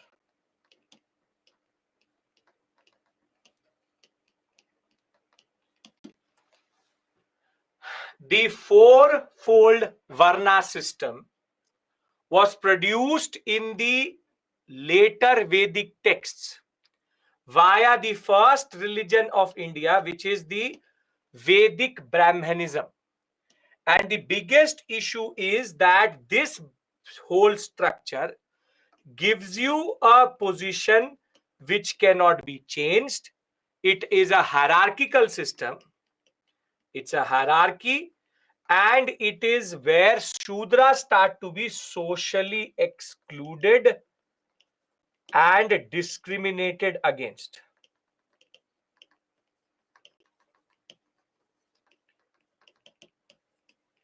Please do not use the word caste, because Caste will come in the post-Mauryan period. Right now, it is socially exclusionary practices of the Shudra period, of the Shudra community, and now the biggest evil based on certain notions of purity will now start to exclude the Shudra community. There's no mobility, means that you cannot change your status if you are born into one. If you are a Shudra, you will remain a Shudra. If you are a Kshatriya, you will remain a Kshatriya. Means Varna system did not emerge from Hindu religion. This is Hinduism only. Why? You are trying to wash your hands of it. No. Vedic Brahmanism, which is early Hinduism, is the genesis of all problems related to society itself. The fact is, first religion in the Indian subcontinent emerges, which is Vedic Brahmanism, and that Vedic Brahmanism will then thereafter produce the fourfold Varna system, which is the division of the ideas of Brahmanism, Kshatriya, Vaishya, Shudra. Vedic Brahmanism written in which book? Upinder Singh. You want page number? I'll get you page number also. I'm not making this up. So you will not find it in standard books, for example, like R.S. Sharma. But when you will go to specialized level of understanding, it's called Vedic Brahmanism. I can call it early Hinduism, but I will not call it Hinduism, because Hinduism is not ritual and sacrifice centric. It is quite diluted. This is, Varna is not based here in occupation. It is based on birth. There is a very big justification which a lot of people give you, even your anthropology and sociology teachers will give you, that Varna started as occupational, then it became Varna system. Sure, it was occupational. Everything was occupational. But when it was previously, you could become a Brahmin, you could become a Kshatriya, you could become a Vaishya. These are rigidity based. They cannot be changed and they never will be changed. If you are born into one, you are like that. Did discrimination happen at this stage? Yes. The Shudras cannot do any rituals. The Shudras cannot wear the sacred thread. The Shudras cannot do any sacrifices. So the simple point is, was certification was done that people should believe in priest only and not knowledge? No. The Brahmin is the knowledge producer. He is the only one who understands the Vedas. So obviously he will accord himself the first position. And the nexus which you are seeing here is between these two. A new nexus will emerge between these two, where the Kshatriya's power will be justified by the Brahmin, and the Brahmin will get money from the Kshatriya. 100 Brahmins to be fed. Where will the Brahmin get the money from? He will get it from the Kshatriya. Fourfold Varna system is a product of Vedic Brahmanistic practices which emerged in the later Vedic period. Are we clear? Yes, Chandranath, it is spreading in the northern sector itself. We are right now only talking about North India.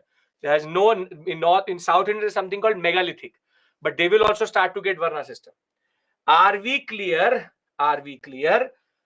The Vedic Brahmanism produces the concept of fourfold Varna structure, and fourfold Varna structure is not a good system.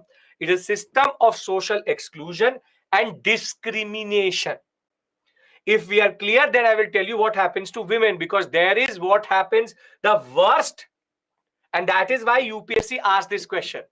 What are the main features of Vedic society? They were basically talking about this period. And they asked, do these systems still persist? Yes, they do. Caste, don't use the word. Caste, you don't know what you mean by caste. I know what I mean by caste. So don't use the word caste right now. Was it first occupational, then it was followed? Sure, but it does not justify discrimination. See, understand this point. Yes, it is occupational differentiation. But today I want to be a teacher. Tomorrow I want to be a MLA. Can I be that? Can I be an MLA tomorrow? Though I'm too qualified to be an MLA, I should study less. But I have the chance to change my occupation. I have the chance to change my occupation. But if a person is born into the Vaishya community, can he then go and say, I want to study the Vedas, teach me the Vedas? Will he be allowed to do that? No. So therefore, the people who say it was occupational, then it automatically got crystallized. Sure, occupational, very good. Crystallization is not a good thing. That you are born into the same system itself. Once, see, it was initially occupational, then it becomes by birth. If you are a Brahmin, you will remain a Brahmin. If you are a Kshatriya, you will remain a Kshatriya. Kshatriya, Kshatriya, Kshatriya, Kshatriya, Brahmin, Brahmin, Brahmin, Brahmin. So Varna system is a what is called as a closed system, rigid system. Each of them is a closed, compartmentalized concept itself. In early Vedic period, there is occupational differentiation. But if a person wants to be a cattle rearer and he wants to then go and become a goldsmith, he can do that. That form of what is called, see, this is called social mobility and economic mobility. There is no social or economic mobility. That is what I'm trying to argue. When the early Vedic is egalitarian, then how it became socially divided? What is the answer to the question which Sadhana has asked? When early Vedic is egalitarian, how it became socially divided in later Vedic period? What is the answer to that question? It is called the poison called agriculture. When you add into a society agriculture, it will create social division. That is why land and agriculture is very dangerous. I will tell you about women and you will then actually understand what I'm trying to say. Can I talk about women? Because there is the real story comes from women. Okay, now. When we talk about women, women were the biggest losers in this system. Have you ever imagined why is that in all agrarian societies, women are the most oppressed? Have you ever tried to understand this? The tribal women are very empowered. But for example, go to Haryana, go to UP, go to Punjab, agrarian, pure agrarian systems. In pure agrarian systems, patriarchy is literally the strongest. Why? Because women are a problem in a system where land is a resource. Women will lose both. Women lose access to education and economic resources. The fact that women cannot own land, and this is, I'll tell you why. The reason is when a woman gets married, she remains in the same family or goes to the different family? Remains in same family, goes to the next family. Different family.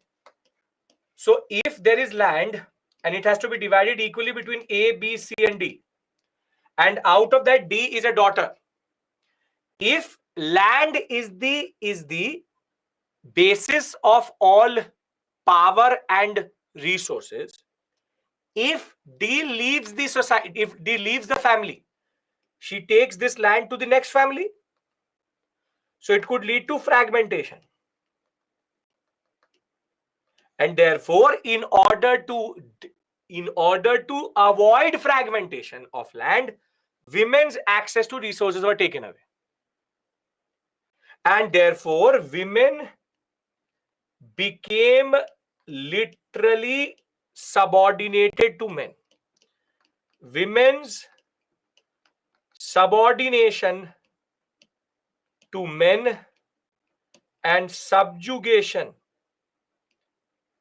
is starting in this period. That is why UPSC asked you that question. That do these things still persist in India today? Yes, they do. Every social evil, when it comes to women and when it comes to Shudra community, when it comes to depressed classes, when it comes to any form of discrimination, the genesis is in the later Vedic period. Later Vedic period destroyed women's access to education, because if she gets educated, she will ask questions. And in an agrarian agri society and economy, women patriarchy is the strongest.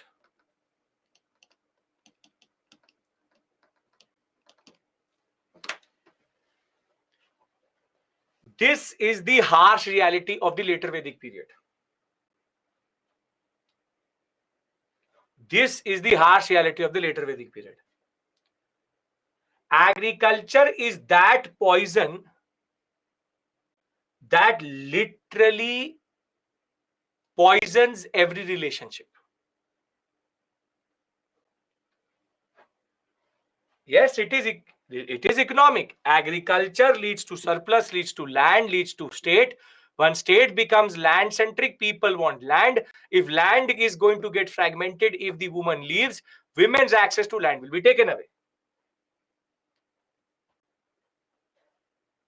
If you do a sociological study of all societies in the world today, in every society where there's limited agriculture, women will always have more power. Women will always have more power, or at least access to something for sure. I told you, thumb rule. It's literally like a formula. You apply agriculture and you see the magic happening.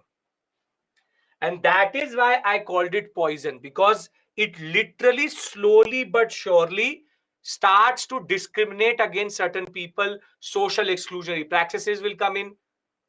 And you will see that the next module, which I'll be introducing to you, which is Buddhism, Jainism, the reason why Buddhism, Jainism will emerge, which are two new religions in India, is because of this only. Yes, women go to other house because of patriarchy. First there is patriarchy, then there's fragmentation. Yes, patriarchy always existed, even in the early Vedic period. But when patriarchy starts to crystallize, the fact is, with crystallization, accessibility is removed. So then how other Asian countries at the time also these kinds of classification? Because China was agrarian, Japan was not agrarian. So you look at Japanese society. China was agrarian. Do women in China have power? No. Go to Southeast Asia. Go to any place where agriculture will become agrarian, societies will always restrict the power of women. This is a rule. Then this is feudalism is a totally different thing. All these words I will introduce to you, Ravi.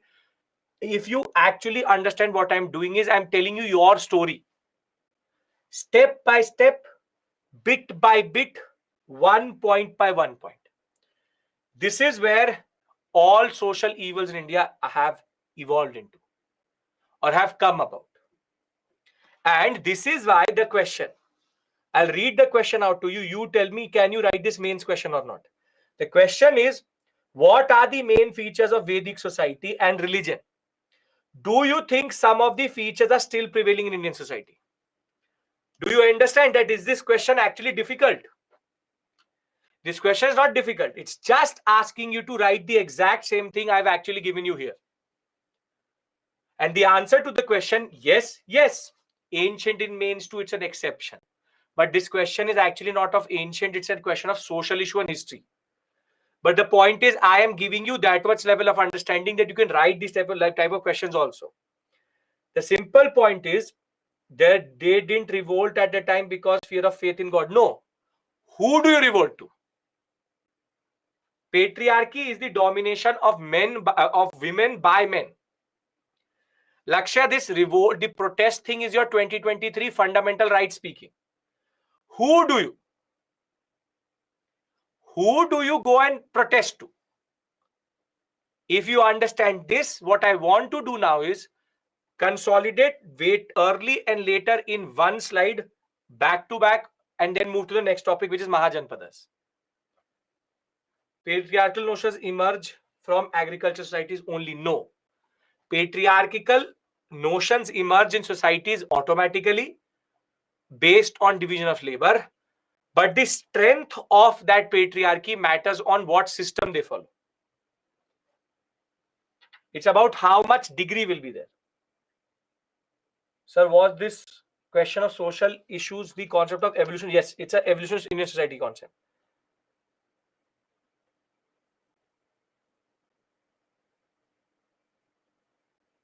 In a way, Shiva, yes.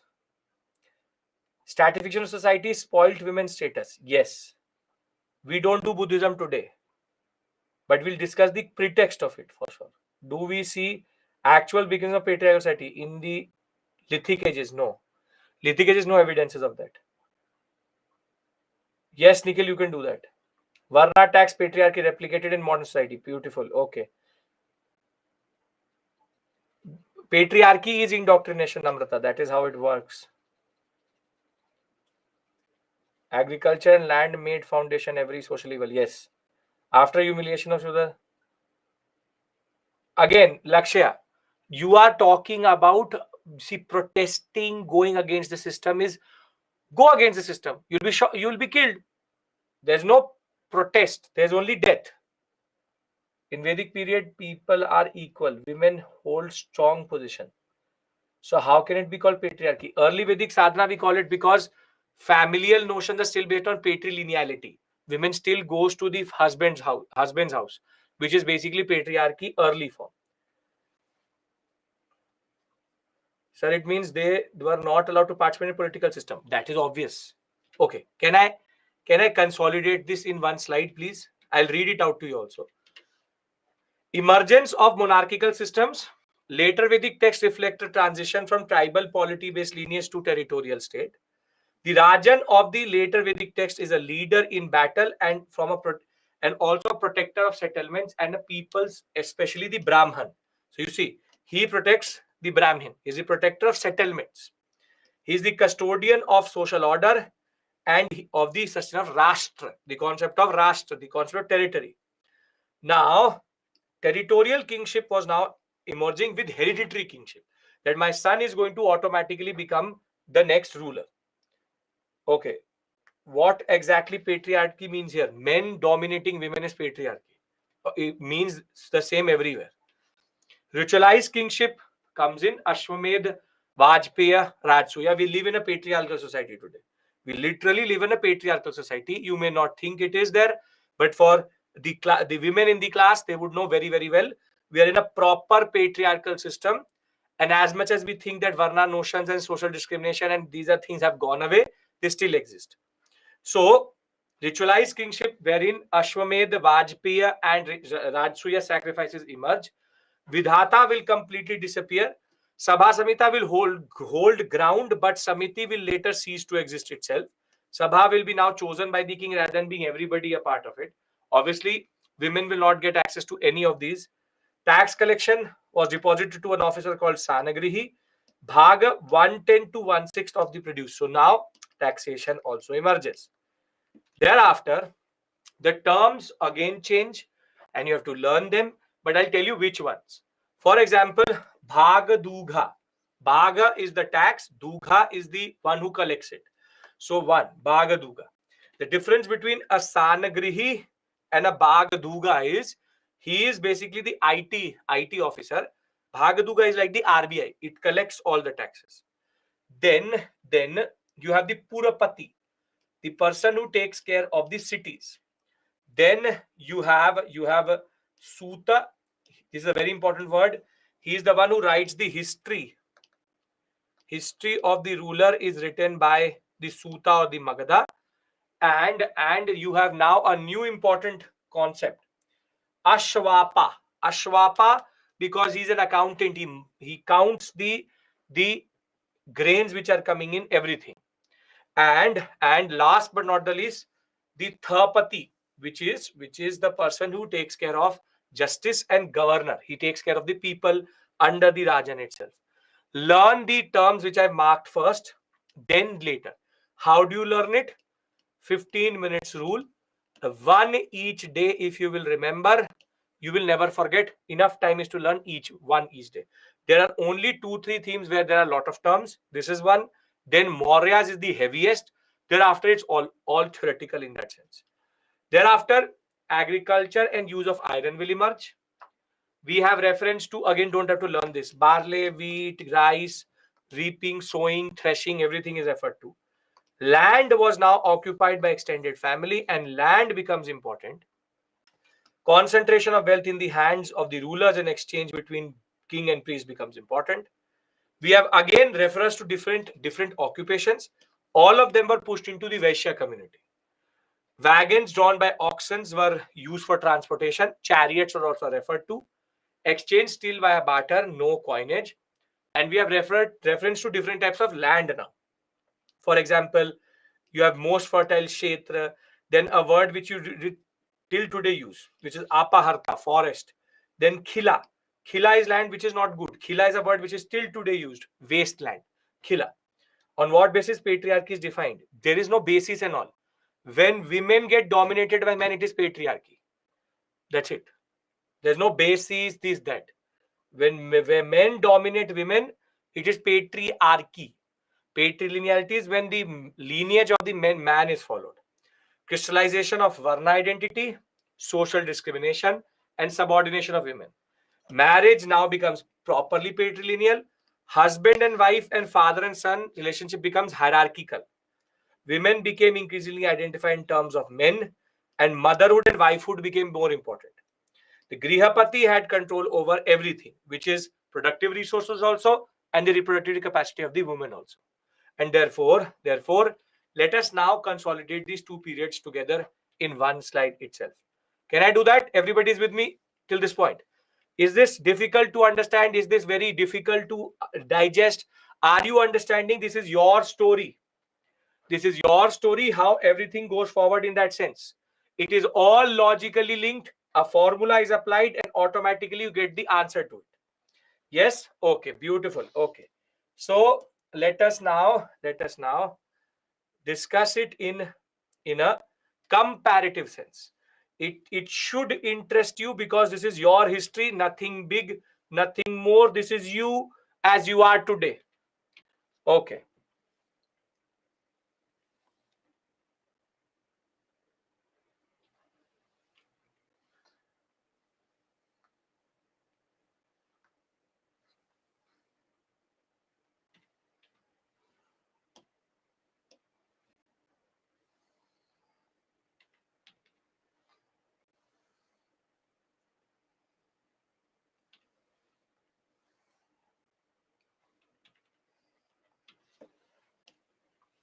I hope that when you started this, you did not think ancient history is going to be like this. Early Vedic period, later Vedic period. Lot of misconception about history. It is much more logical than what you think it is.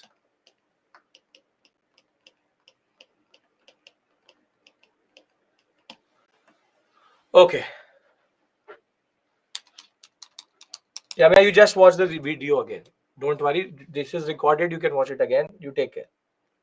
Patriarchy begins with the end of primitive accumulation. Ishita, बहुत बड़ा word use कर दिया. Primitive accumulation, dialectical materialism, Marxian notions don't do that. I know you know, but you are dialectical materialism or materialistic view of history is also not right. So now this will sound like an alien language to most of you, and it's just between me and Ishita. The problem in dialectical materialism is that if you are going to be historically reductionist, and if it is going to be economic reductionism, then in turn it will be that you will reduce everything to economic values, therefore society will become economy. So if you understand what I said, then you will not use it again. If you didn't understand it, then you don't understand Marxism. So Marxism is something which I will teach you in world history. Right now, don't bring in your optionals, because I know what you're doing in optional also. And sociology optional, anthropology optional is a subset of history optional.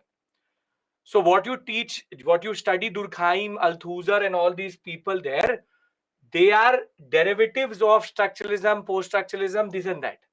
So good, you know, primitive accumulation is actually not this, or primitive communism is also not like this. Primitive communism is hunting gathering societies, not this. And more than that, Marxian theory is not for India. It is a Eurocentric understanding. So, Ishita, if you can decode what I said, perfect. If you can't, have to wait a little bit. Right? Okay. Now, did this make sense to you, Ishita? What optional is yours? So, can we write later Vedic territorial centric? Yes. I'll tell you. What is your optional?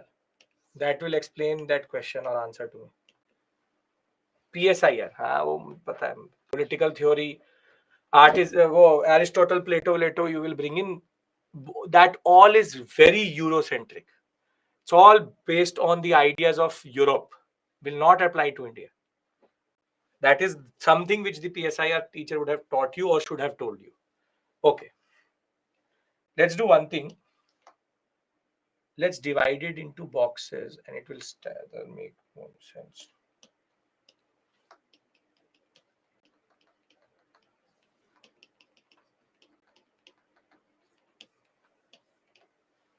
Okay.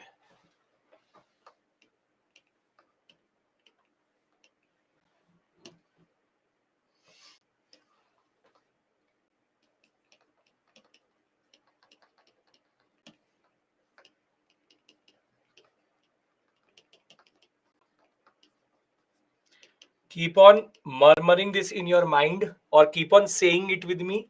That is why I am silent. You read it out in your mind or you're in front of the screen. Keep on doing it. It will help you in learning again as we are going about it.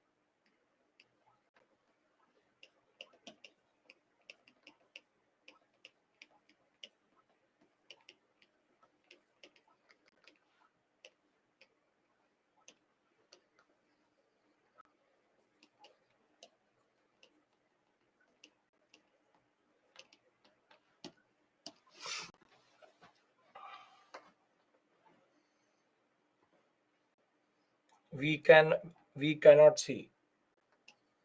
I am writing, I can see.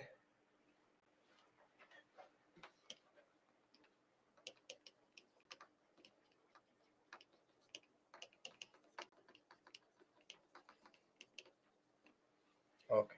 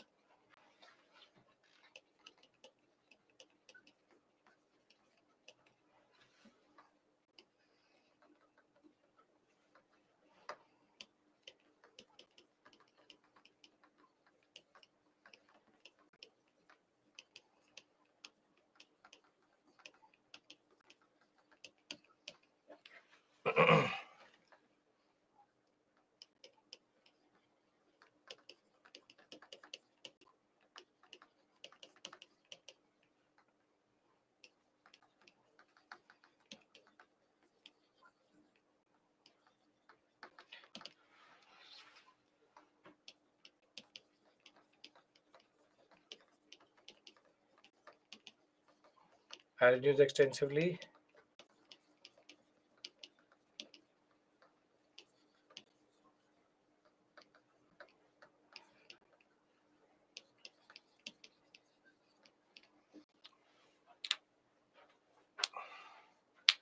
Can we move to polity? A lot of your points will go into polity.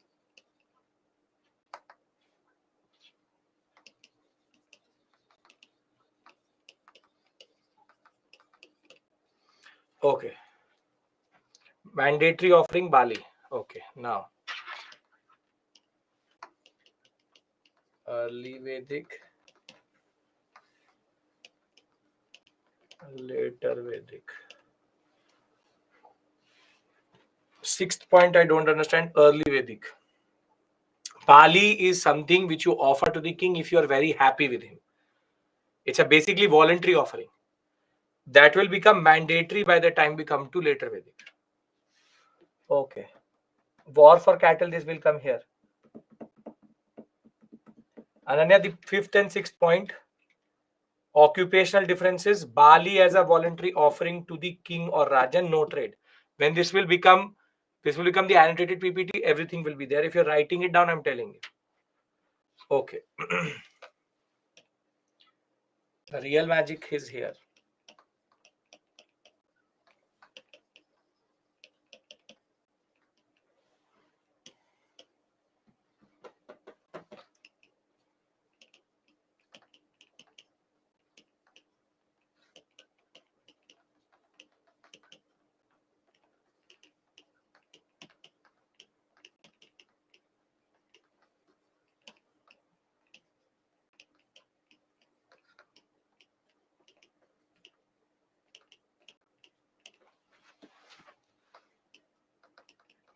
Due to his experience and knowledge, war for cattle,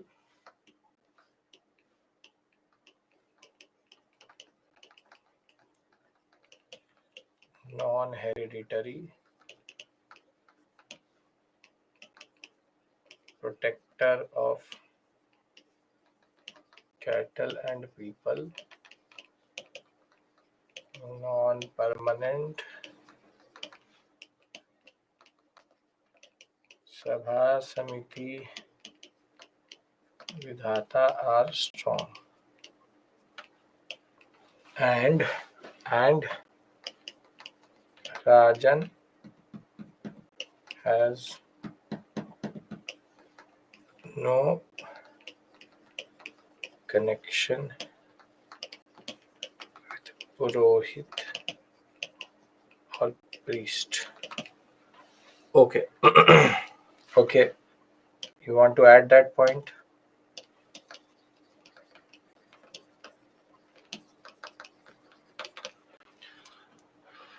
Now,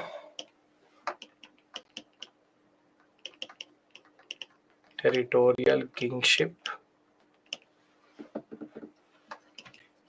Rajan is the hereditary king. And is based on or justifies his rule via ritualized kingship, Ashwamedh, Rajasuya, and Vajpayee. Then Purohit or Brahmin king nexus. War is for territory, taxation, Sabha nominated, and Samiti and Vidhata disbanded. Protector of territory and Brahmin, not cattle or people. Democratic institutions fade away. Okay, this is fine. Then we go to society.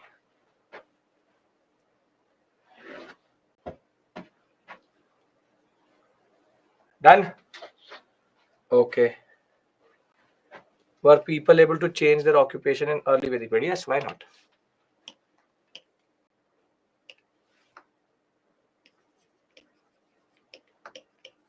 Early Vedic, later Vedic.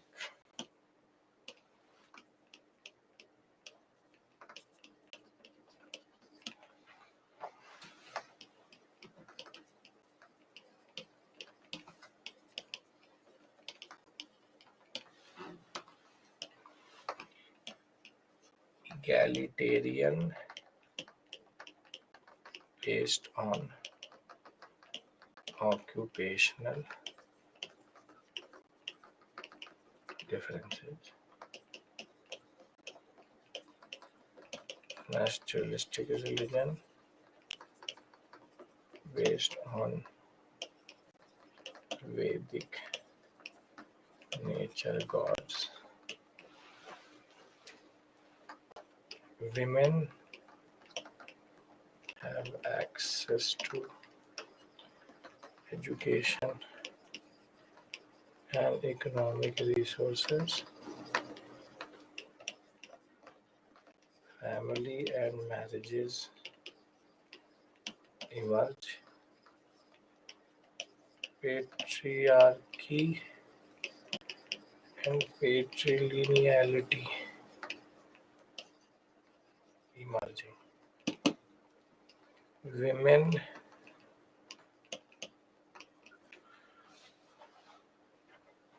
now comes the horror picture.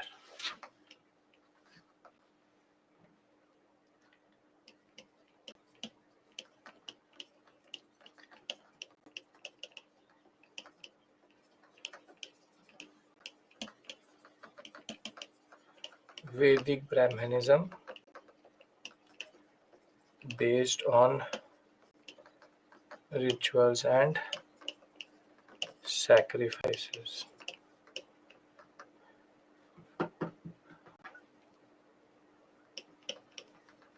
Social discrimination and social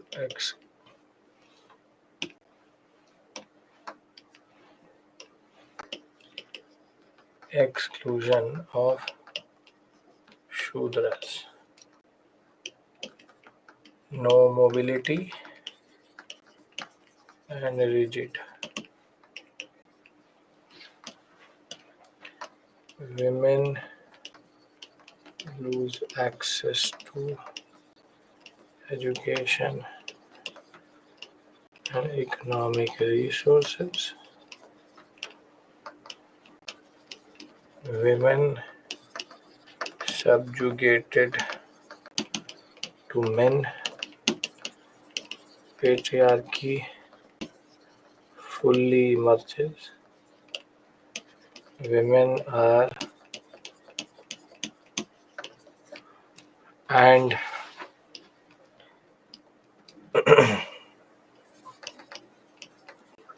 women's role as mother and wife emphasized.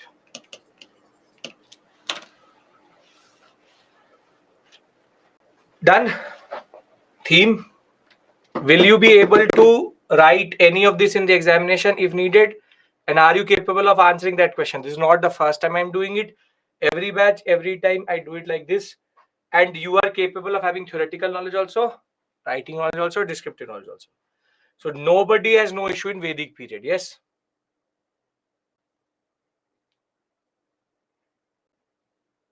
Okay. 100%. So then we introduce the concept of 6th century BC and not do anything which cannot be completed today. I need only your 15-20 minutes. That's it. Okay. Now, you want to breathe a little bit? Timeline Monday. Okay. Giving you a minute. Breathe.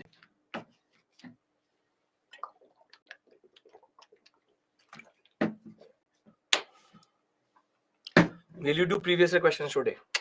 Can't be done. Cannot be done because if you have to do previous year questions, you need to cover one more module, Buddhism, Jainism.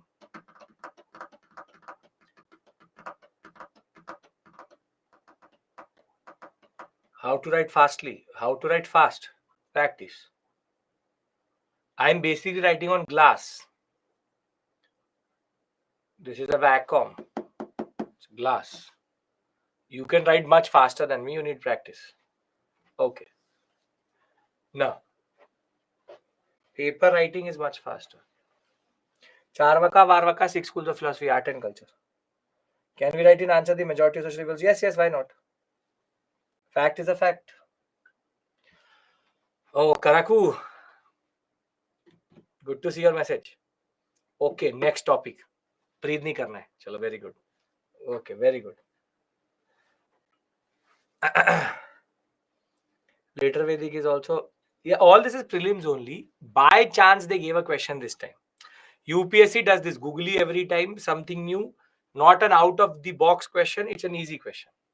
Okay. Now see, there is the later Vedic period has given birth to monarchical territorial states which are based on agriculture. And now that they have access to iron, the most fertile territory in India is in the northwest sector or in northern India, which is from UP to Bengal.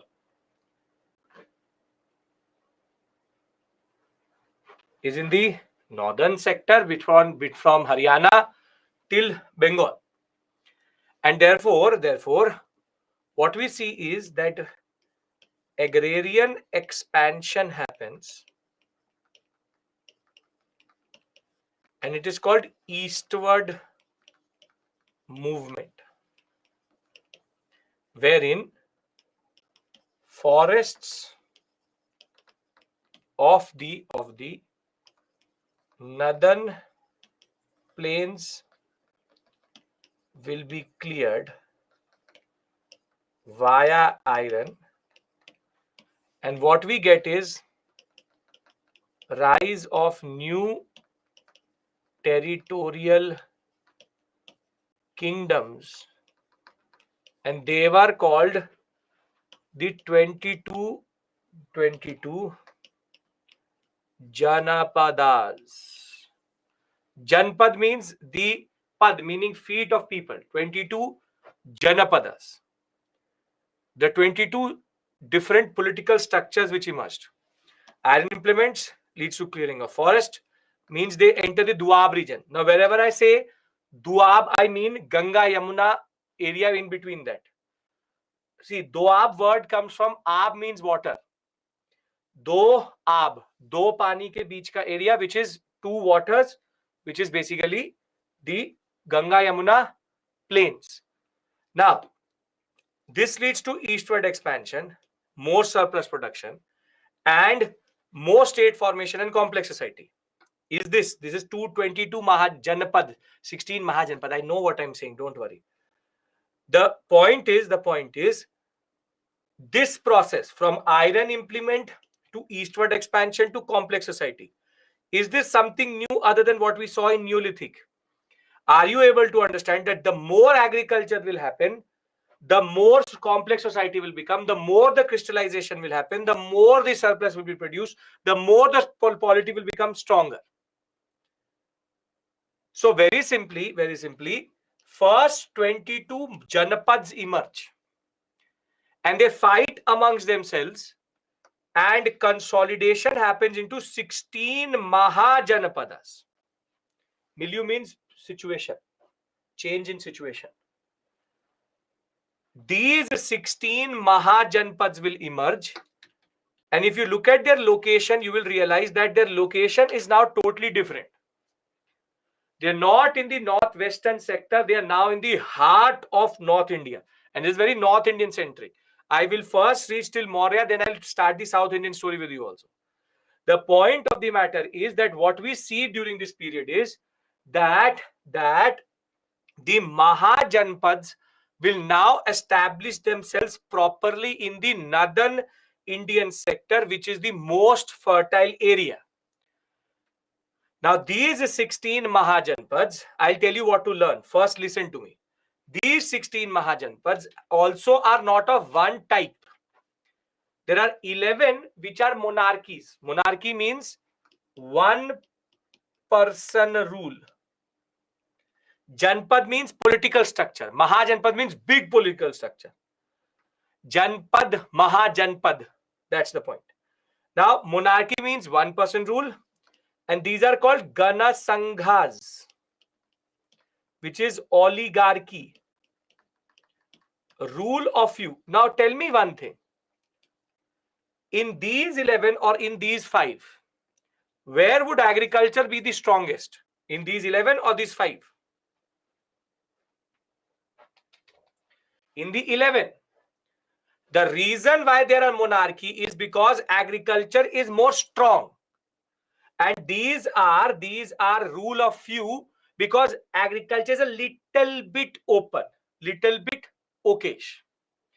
Now, a very smart UPSC aspirant will learn the 11 names or the 5 names.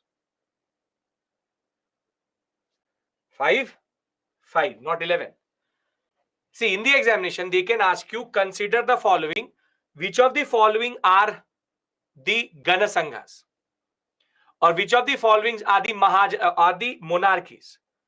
If you learn these 5, you don't have to learn these 11. But I'll tell you what to learn. Here I can give you a very simple acronym. This is called mnemonics. It will help you. You can have, like, for example, Kupa, Kamvema,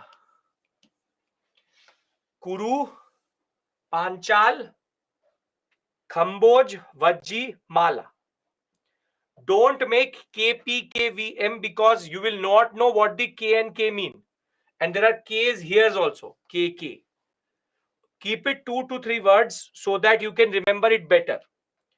Kupa, Kamvempa or Kamvema, which is 5 of the Mahajanpadas.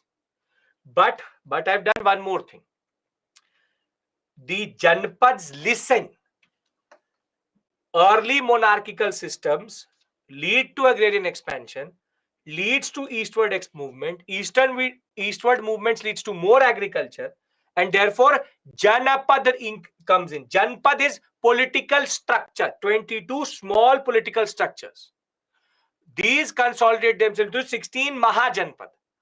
Don't act like an American or a Britisher that you don't understand what is Janpad. Janpad. Jan means people, pad means feet. Where the people stand, the state is. And therefore, 22 Janpad becomes Mahajanpad. Maha means big. So I don't get it how you can't make it out. There are 16 Mahajanpadas which exist across India, which exist across northern India. Now, if I told you the first way to remember them is 5, which are Gana Sanghas. The other ways to remember, can I tell you that? And then we talk about Magha, then we stopped. And then we stop. Yes. The other way you remember it is I've given you these 2 maps. One this. This is the NCERT map. And I've also given you these tables. For the people who don't trust me or have an obsession to learn everything, I've given you these tables. You have the capital, the Mahajanpad, everything given. UPSC hasn't asked a question out of this area, but people tend to hyperventilate over it. That, oh, what if they ask? So the tables are for your learning if you want to learn. For the people who do not want to learn and basically want to be smart here, see, learn the extremities. Kamboj, Gandhara, northernmost. Anga, easternmost. Thereafter, Ashmaka and Avanti. These are southernmost. And in that sense, they also become westernmost. You can see it here. Kamboj, Gandhara, northwestern sector. Avanti, Ashmaka, southern. Matsya, if you want to go for westernmost, then you have Surasena and Matsya. And Anga, and sometimes also called Vanga, is the easternmost. This is the only thing which you need to know about. Everything else comes in between, and the most powerful is the Magad sector, which I have to discuss with you. Why is Magad so powerful? I have told you, I have given you this map, I have given you this table, I have given you all these things. If you trust, just learn the north, south, east, west. I would rather want to talk about the Magad sector. Can I discuss Magad? Milieu means situation, political milieu, political situation. Okay.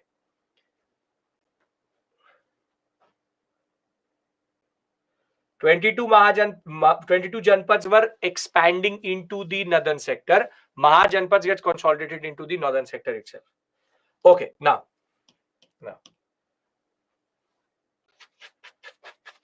you see. Out of all of them, the 16 Mahajanpads, Magad, Kosala, Vatasya and Avanti are the most powerful. But the most powerful is Magad. Magad had 4 advantages. Magad had 4 advantages as a Mahajanpad, which allowed it to be the most powerful in any way or form. In any way or form, it became powerful because of that.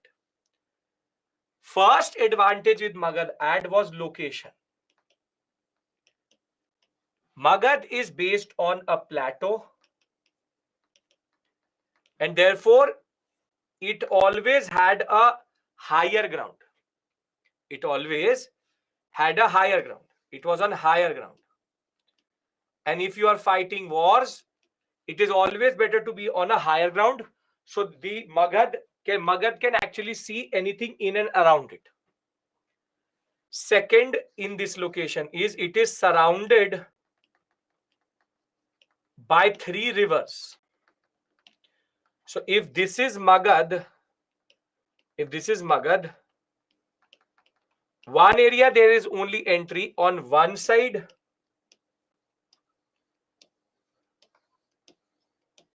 On one side it has the Ganga,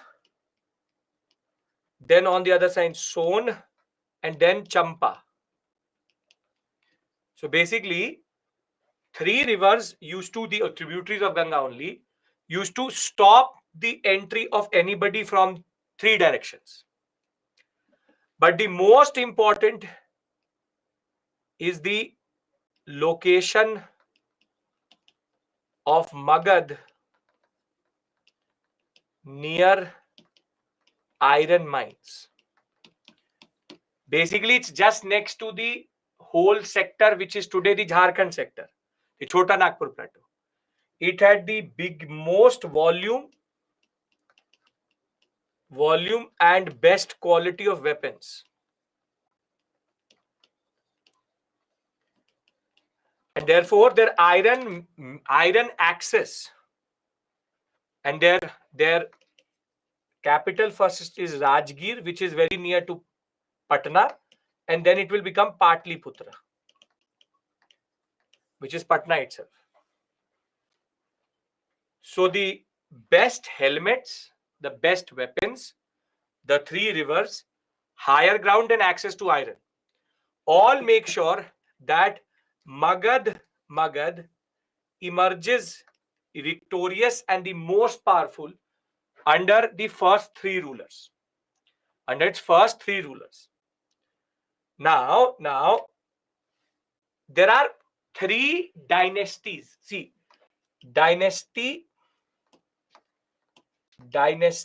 means family. There are 3 families which ruled Magad. I am not going to ask you to learn all of this. This is suicide and you will most probably faint. What I want you to learn is only 2 things. HSN, which is Haryanka, Shishunga and Nanda, which is the sequence of dynasty. Har, Sisna and the 4th is rulers. Simarpreet, I'm coming to 4th. Rulers. Very good rulers. And what you have to learn is only 4 names, which even I'm not asking you to learn because I want you to learn. I'll be using their names. Bimbisara. Chandragupta Maurya mat bolo. Then Maurya. After this. Ajat-Shatru, Udayan and Dhanananda. If you want to learn one more, if you can, this person. Kalasoka. 5 names I am asking you to learn. Bimbisara. Remember, Bindusara is the father of Ashoka. He is Bimbi. That is Bindu. So don't confuse. You'll say, why is there no Ashoka? Because there is no Mauryan Empire right now. Haryanka, Shishunga and Nanda are the 3 dynasties which ruled. Bimbisara is the first one. Then Ajat-Satru. Who insulted Chanakya? It was Dhanananda. Ye yaad hai. Very good. Bimbisara, Ajat-Satru, Udayan. Bimbisara and the Ajat-Satru are very important because they are the ones which make it very, very powerful. Udayan is the one who shifted the capital from Rajgir to Patliputra. Kalasoka, I will tell you why is important, because he is one of the people who's related to a Buddhist council. So you will remember his name because you will use it later. And Dhanananda is important because he will be defeated by Chandragupta Maurya. And when I talk about Alexander, he is also important. Can you remember these 5 names over 48 hours? I will see you on Monday again. I just want you to hold on to these 4 to 5 names. Haryanka, Sisunga, Nanda, Bimbi, Ajat, Udayan, Kalasoka, Dhanananda. Nothing more, nothing less. Yes? Okay. Now.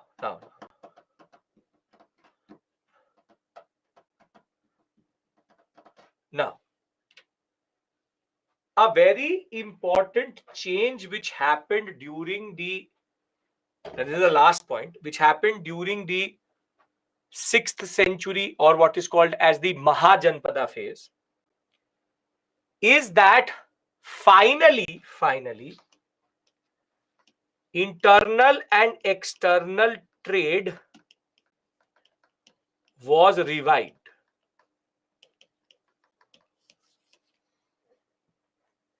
When was the last time we saw internal external trade? Indus-Valley civilization. And the first currency of India emerged,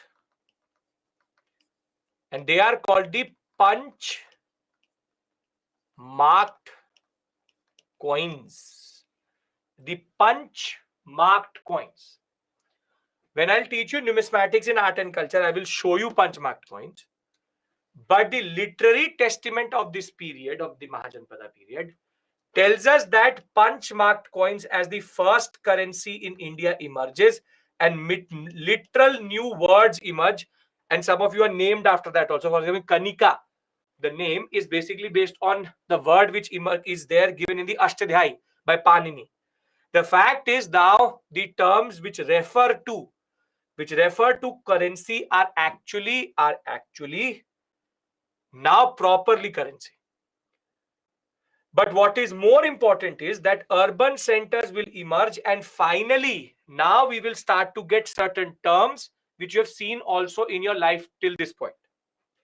For example, Rajdhani is going to be the word for capitals of these Mahajanpadas.